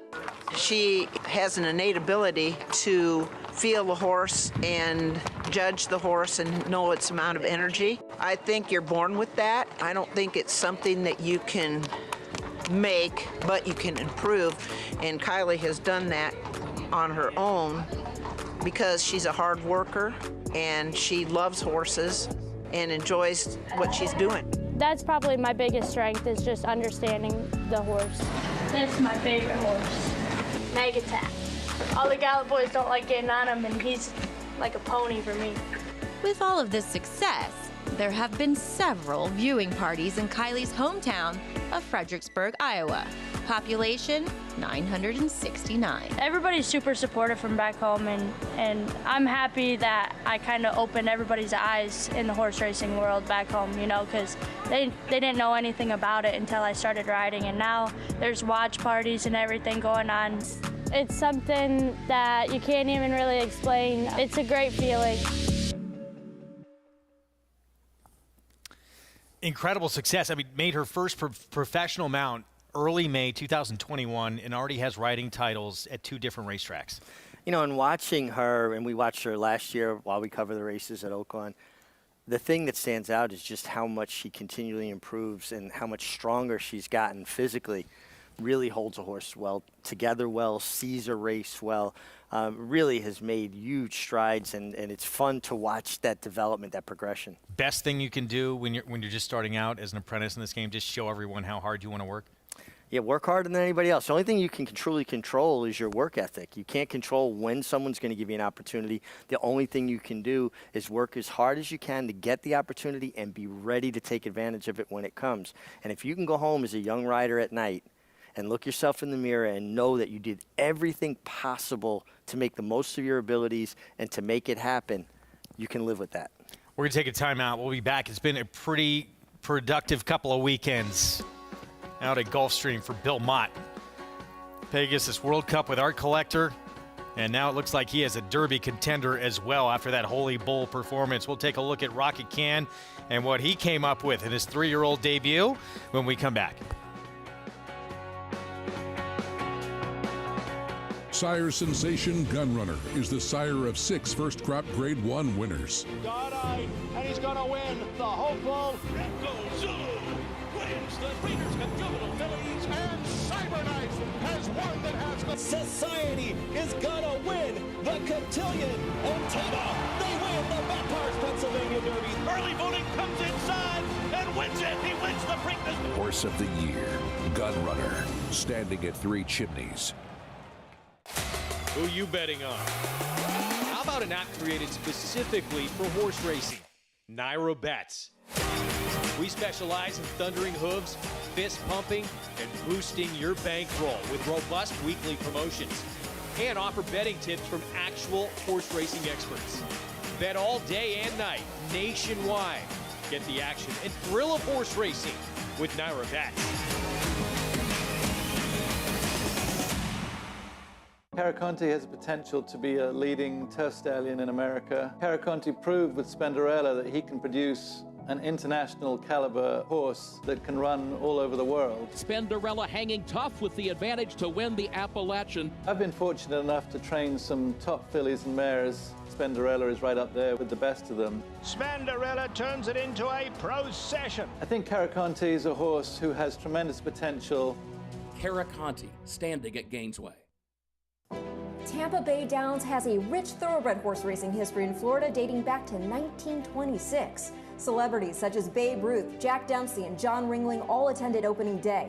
In 1981, Hall of Fame jockey Julie Crone won her first career race here, and in 2007, we saw Street Sense win the Tampa Bay Derby and go on later that year to win the Kentucky Derby. Featuring full fields, great turf racing, and a 15% takeout on our Pick 5, Tampa Bay Downs has live racing every Wednesday, Friday, and Saturday.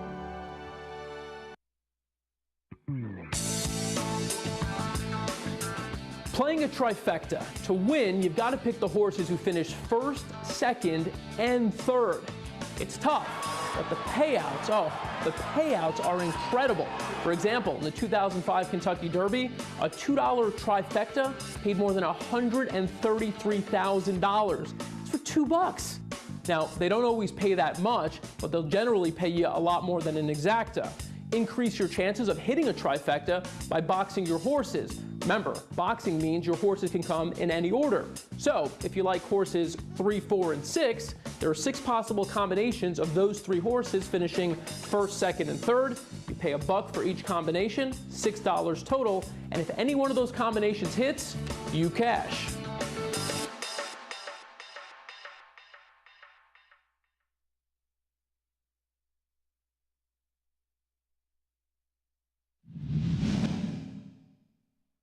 They're coming down to the final furlong. Mike Smith asking Holy Bull for everything he has. Concern is coming hard under Jerry Belly. It's still Holy Bull desperately trying to hold. Concern a final thrust, but it is Holy Bull as game as a racehorse can be coming down to the wire. Holy Bull wins. Mystery flop in the Derby, but Holy Bull showed he was up to the 1.25 mile task of the Travers. What a performance. Comanche Trail hell-bent for the lead. Able to stave that one off, and then Mike Smith made the decisive decision to go on with it.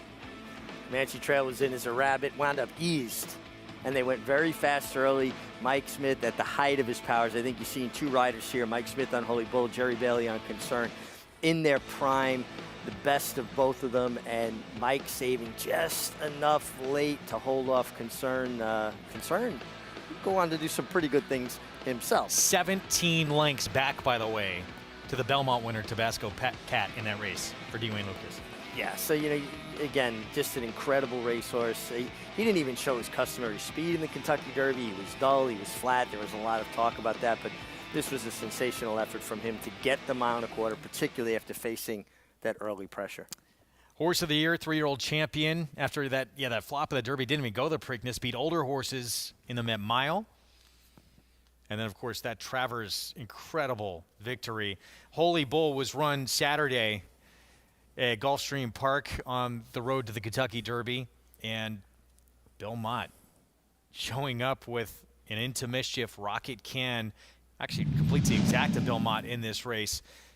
With the win, now he's got a Derby contender here. Didn't take really a move forward. He ran the same number he did the final start of his 2-year-old campaign here with an 82 buyer. But he wins from off the pace under Junior Alvarado. Yeah, I mean, this is a nice effort from him. Very professional. He held off his stablemate, Shadow Dragon, who I think looks like he certainly developed. And New York bred. Yeah, and we talk about Frank Fletcher Racing. We see all those Rocket, he's campaigned a lot of good fillies and mares. Well, here he's got a nice colt. He's by Into Mischief, but he favors his maternal grandsire, Tappet, with his pigmentation and his look, and he's certainly got a stride that makes you feel like he'll continue to improve as the races get longer. And Bill Mott's got a Derby trophy, but that was via DQ. I'm sure he'd like to get one where they actually drape the roses and they don't have to go through that drama. And yeah. Obviously, Mott believes this horse with that pedigree, the longer they go, the better he's going to be. So we'll see if these speed figures continue to get better as he gets more ground. Jonathan, your thoughts on what you saw in the Holy Bull yesterday? Well, when it comes to all these Derby preps, I had to learn the hard way. I try not to get too carried away. I bet horses like Verrazano, who are still running in the Kentucky Derby, because I fall in love at these early stages. I just try to gather information. As far as Rocket Can, I thought he was impressive, right? And you mentioned the pedigree. Out of a Tappet mare, Into Mischief, this horse has a right to get a mile and a quarter, has a right to continue to improve with time. Also, the trainer, Bill Mott, you know, Todd and these other guys have a ton of success early with their 2-year-olds and 3-year-olds. You know, Bill Mott's more of a kind of down-the-line trainer type. So if you get one that shows a little bit of talent early, you'd like to think they're going to continue to improve. So Rocket Can, to me, definitely has the makings of a horse that could improve. I was a big believer in Cyclone Mischief yesterday for Dale Romans. He didn't run particularly well. He didn't have a great trip, but he didn't really pick up his feet when he did come into the stretch and kind of get into the clear. I always tell people, and horse players in general, I love the Kentucky Derby. I get very excited about it. I just try to temper my excitement because so much more information will be given to us in the next couple of months. You don't want to fall in love just quite yet. Yeah, and it might, who knows, you know, it might only be 2 more starts if this horse even does get to the Derby as we take a look at the upcoming road. But a lot can change before you get to that first Saturday in May with all these horses. And again, as we talked about, we may not have even seen the eventual Kentucky Derby winner on the racetrack yet. Withers going to be next Saturday here in New York. We will have that for you on the road to the Derby. Sam F. Davis as well from Oldsmar, Florida at Tampa Bay Downs, and then El Camino Real Derby and Risen Star from the Fairgrounds, all in our upcoming future here to try and get into that starting gate first Saturday in May. I think Jonathan said something very smart. Don't fall in love just yet. Kind of let the information keep evolving and changing and come to you over time. It's easy to get wowed by a performance, but these horses are going to change. They're going to develop, and somebody that may not even be on the radar right now will be a horse that winds up being the one. That being said, how about Junior Alvarado and the run he's been on? Cody's Wish winning the Breeders' Cup, getting Art Collector home in the Pegasus World Cup. Yeah. Now he's got a 3-year-old contender. And I love the relationship that's been forged with him and Bill Mott. They both have such confidence in each other, and there's a communication and a respect that you see, and it allows a rider to shine. And Junior has that with Bill Mott. And he's been riding terrific, a guy who's been plagued with injuries. I think this is the healthiest he's been for an extended period of time, and it's good to see a very well-deserved success for him. Just recently, too, had a huge milestone in his career, 2,000 for him. Good for Junior.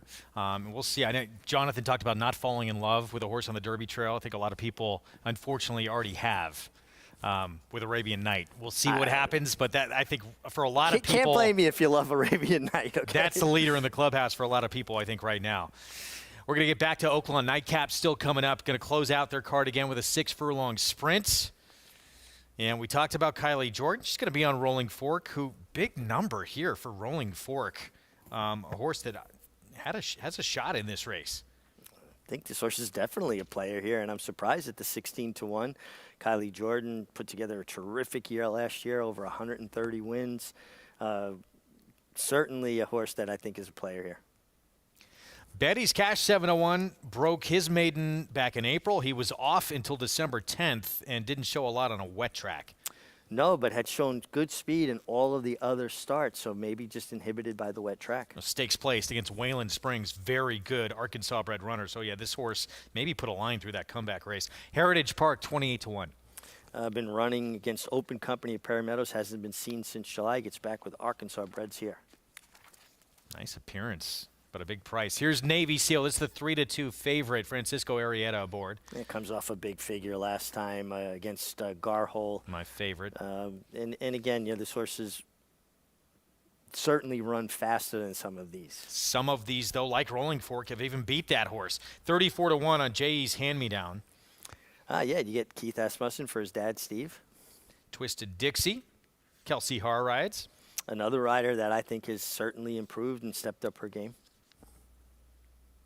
110 Stadium, second choice on the board here at 5-2. Ron Moquette. Ooh, last race is certainly good enough to make this horse a contender. And should improve off that. That was off a long layoff, so second start back against a good group. That was that Garhole race. Bellamy's Roan at 15-1. Turning back in distance, coming off a closing win, going 1 mile and a 16th. Blame JD taking money at 9-1. Ramsey Zimmerman. God, major player. I mean, this horse is a son of Blame, Arkansas bred, and it's got races good enough. 9-1's a big price on this horse. 54-1. It's the biggest price on the board here, Reef's Destiny. Yeah, and even you look at the race over the summer at Canterbury would be good enough to contend here, but that race is a little bit of an outlier. And big success rounds out the field from the outside post. Yeah, you get Christian Torres, who has been finding his way to the winner's circle with regularity. This horse would like to see things heat up on the front end to get some pace to close into. Paul, all the money right now on the 4 Navy Seal at 8-5. Yeah, and I thought a difficult race in here. And you mentioned Rolling Fork. Now, Rolling Fork won against the racetrack 2 starts ago.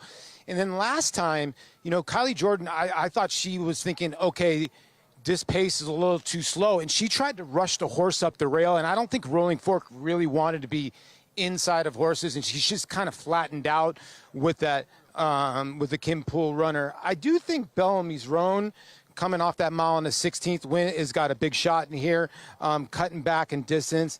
But I like big success on the outside, the 11 in here. You're getting 9-1. I get it. The 4's the horse to beat in here in Navy Seal.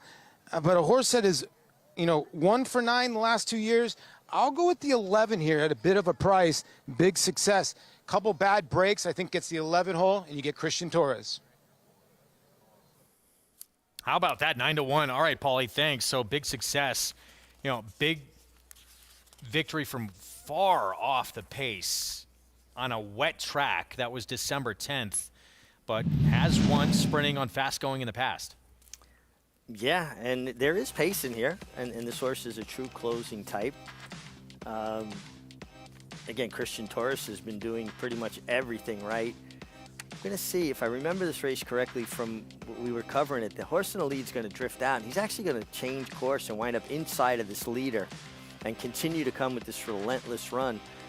And, sometimes you see a rider will be so diligent about keeping that horse outside there of the horse, and I think that would have cost the horse the race. So great job there by Christian Torres, and a closer at 9-1. And the way Paul's been hitting them, just give me a moment while I fire up my Naira Bets account. He's been dialed in, no question, at this meet. Yeah, another interesting one, the 2. We talked about Betty's Cash. Faced off, as a maiden in a stakes race. Wayland Springs, a really, last year, talented Arkansas bred runner. In the Rainbow, hit the board in that race, had the lead in that race until the stretch, came back and then would break his maiden off that performance. Goes to the bench, off from April to December, and then maybe just did not like that wet track coming back.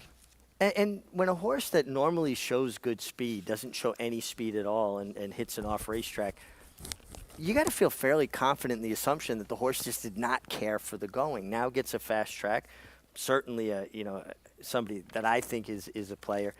And just to give people an idea, Arkansas bred. So this race is restricted for horses that are bred in the state of Arkansas.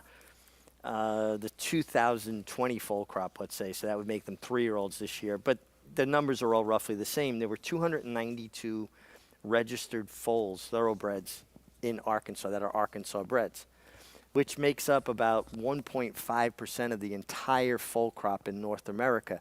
So they're having to compete against a smaller gene pool, if you will. They're not having to face open company horses. Meanwhile, 9-5 favorite, Jonathan, Navy Seal. What's your take on the horse to beat? Yeah, look, I completely understand why this horse is favored, and I know that this previous race that Navy Seal exits is near and dear to your heart, Wolfie, your favorite horse of all time, Garhole.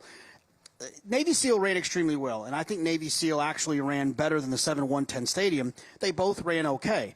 I like 110 Stadium's draw better here, the 7-horse in this spot. But the price being as close as it is, give me the horse that I think is best, which is the 4. Now, look, in a situation where the prices were a little bit different, there's a bigger differential in the prices. You know, you're getting 3-1 or 7-2 on the 7. Then you can kind of justify looking to the 7 as kind of a better option. But I think it's a mistake at times where people just are allergic to the favorite. And so you look to something else, but you have to compare the prices. You have to compare the actual chances of those horses winning. And at 2-1 on the board for both of them, give me the horse I think is better, who ran better last time in a common race, the 4, Navy Seal. Yeah, 2-1 on actually both these two right now. But in 110 Stadium, you look at their last race, half length separated these two. And for 110 Stadium, it had been a layoff from April to January.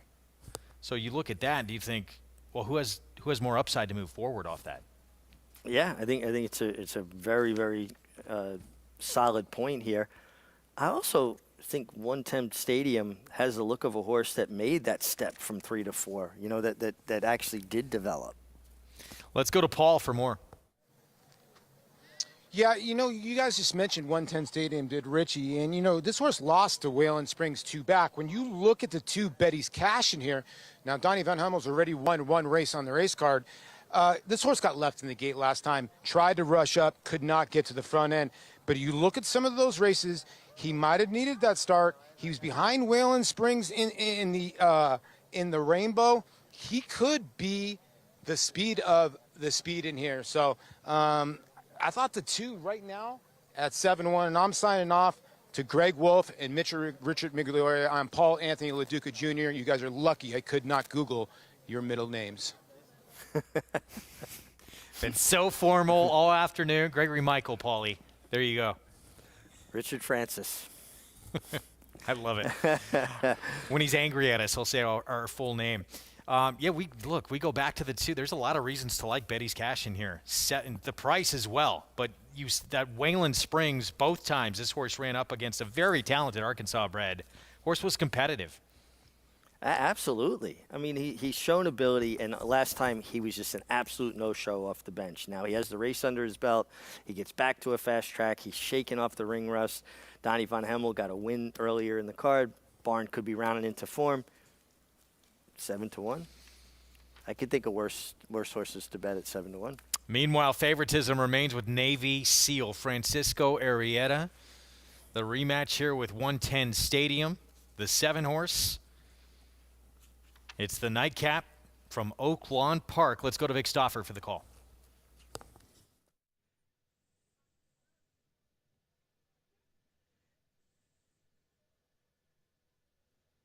Navy Seal.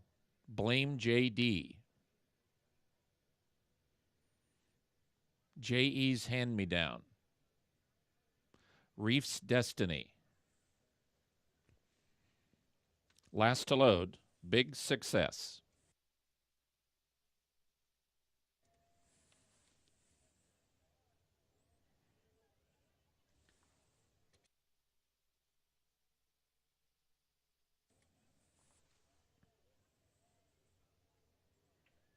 They're at the post.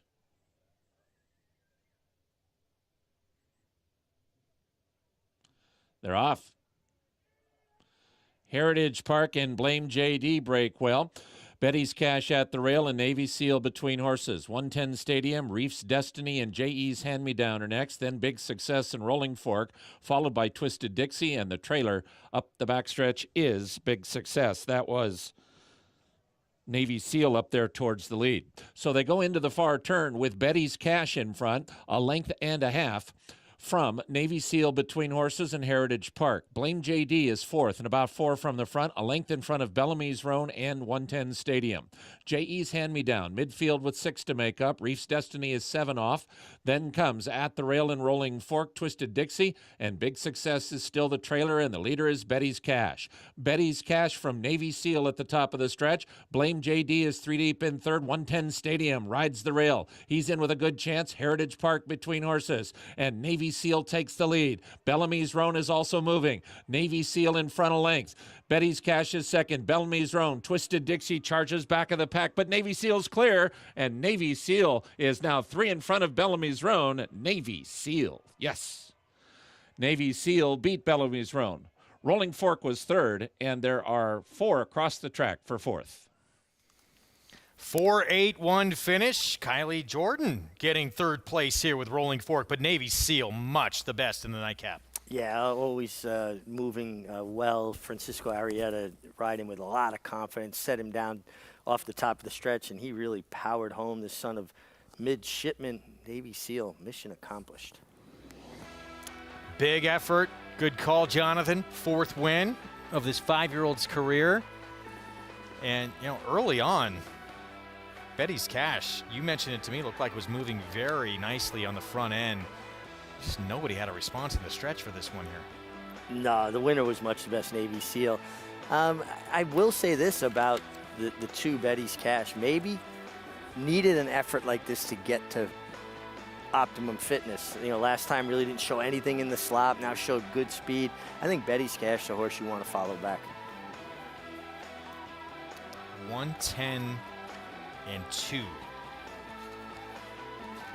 in the victory. I'm trying to remember that Cogburn time. We'll try and look it up for you. 9 and 3. Was it? 109 and 3. Not bad. We're going to take a timeout. When we return, we will talk 2-year-old champion Philly getting ready for her return on the road to the Kentucky Oaks. Wonder Wheel back in action next weekend. We'll have it for you live in the Suncoast from Tampa Bay. Stay with us.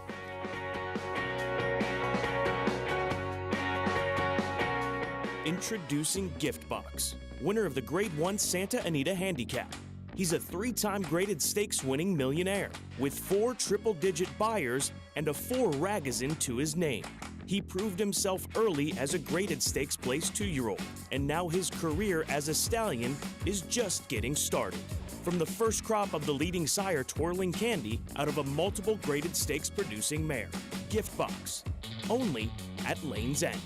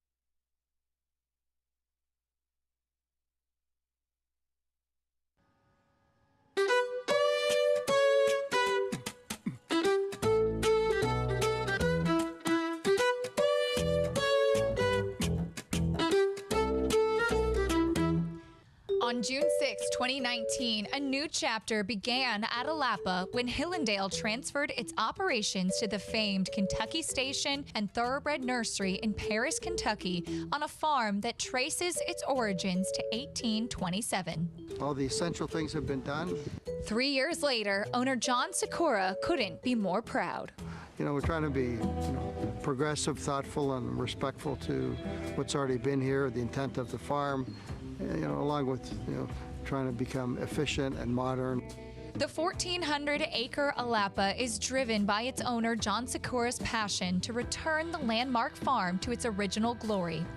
The extensive restoration includes building a brand new breeding shed out of stone and concrete, matching the training barn that's been converted to be a stallion barn and now houses a roster of world-class stallions.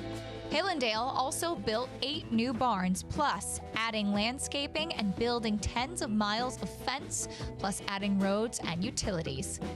Sikora appreciates the daily inspiration the farm gives him.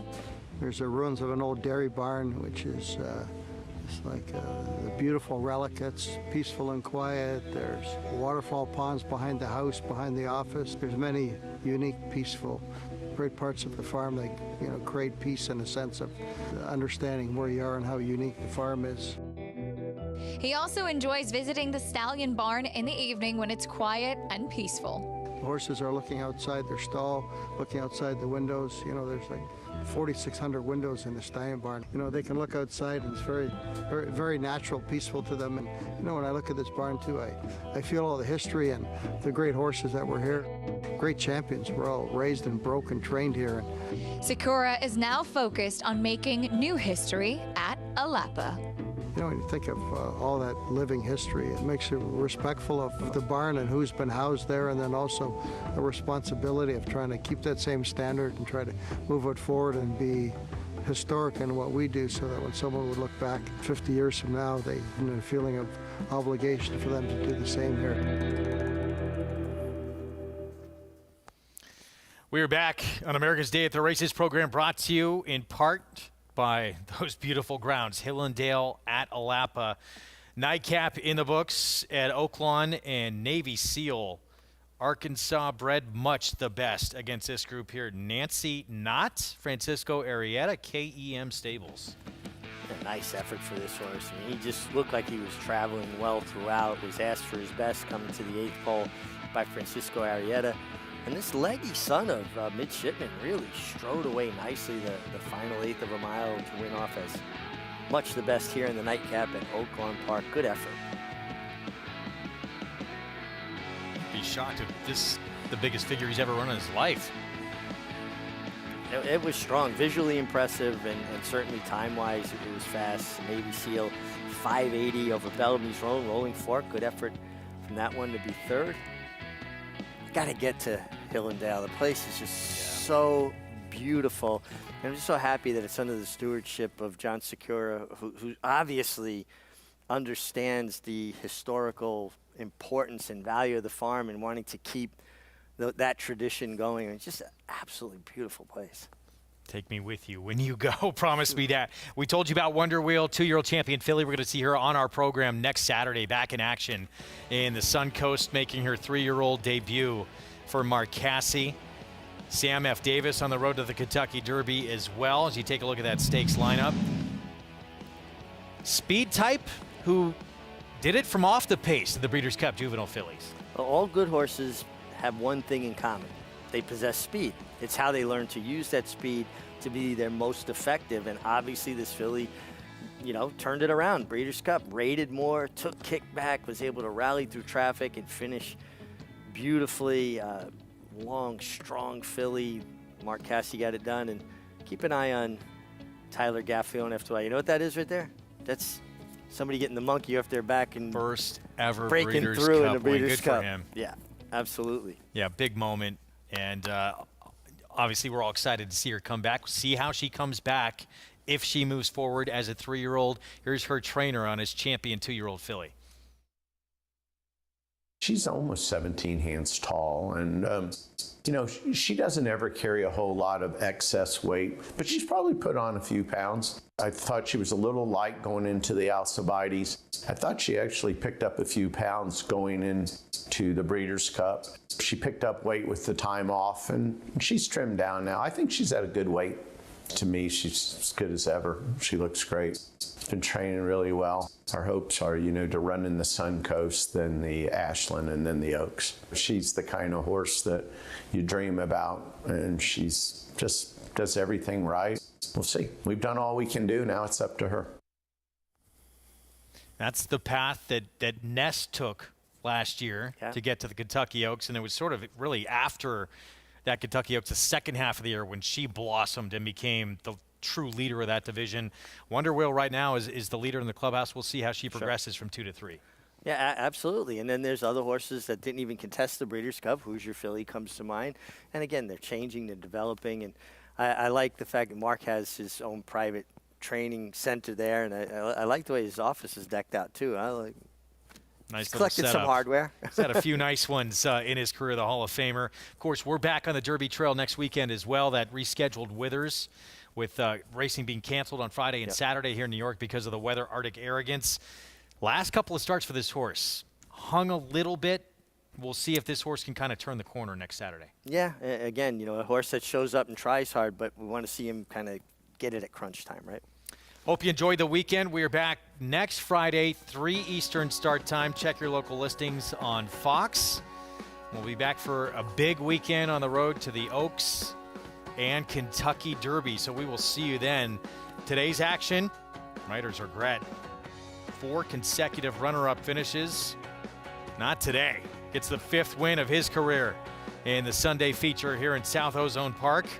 Meanwhile at Oaklawn, Steve Asmussen, his next talented sprinter, the speedster Cogburn, actually had to sit off the pace for a little bit, re-rally, and get the victory off an 8-month layoff, and now bigger and better things could be in his future. We'll see you next Friday.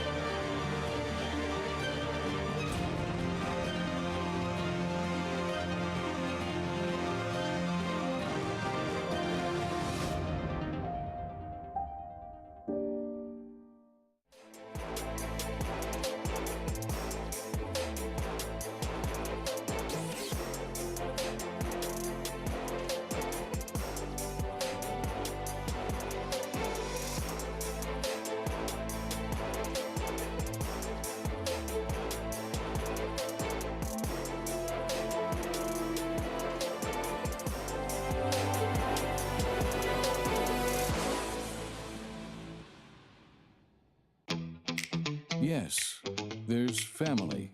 If we say La Troyenne, you'll get the picture. And of course, form. G1 this. A breathtaking run. G1 that. Dig down deep to win it. But take a long, steady look, and the word that most likely springs to mind is fantastic. Maxfield. Family. Form. Physique. Fantastic. It's America's original sport, and no one covers it better than America'sBestRacing.net. From the sport to the lifestyle, the best races, horses, and destination venues, cocktails, gambling, fashion, and more. America'sBestRacing.net is a sport for you. Live it, love it,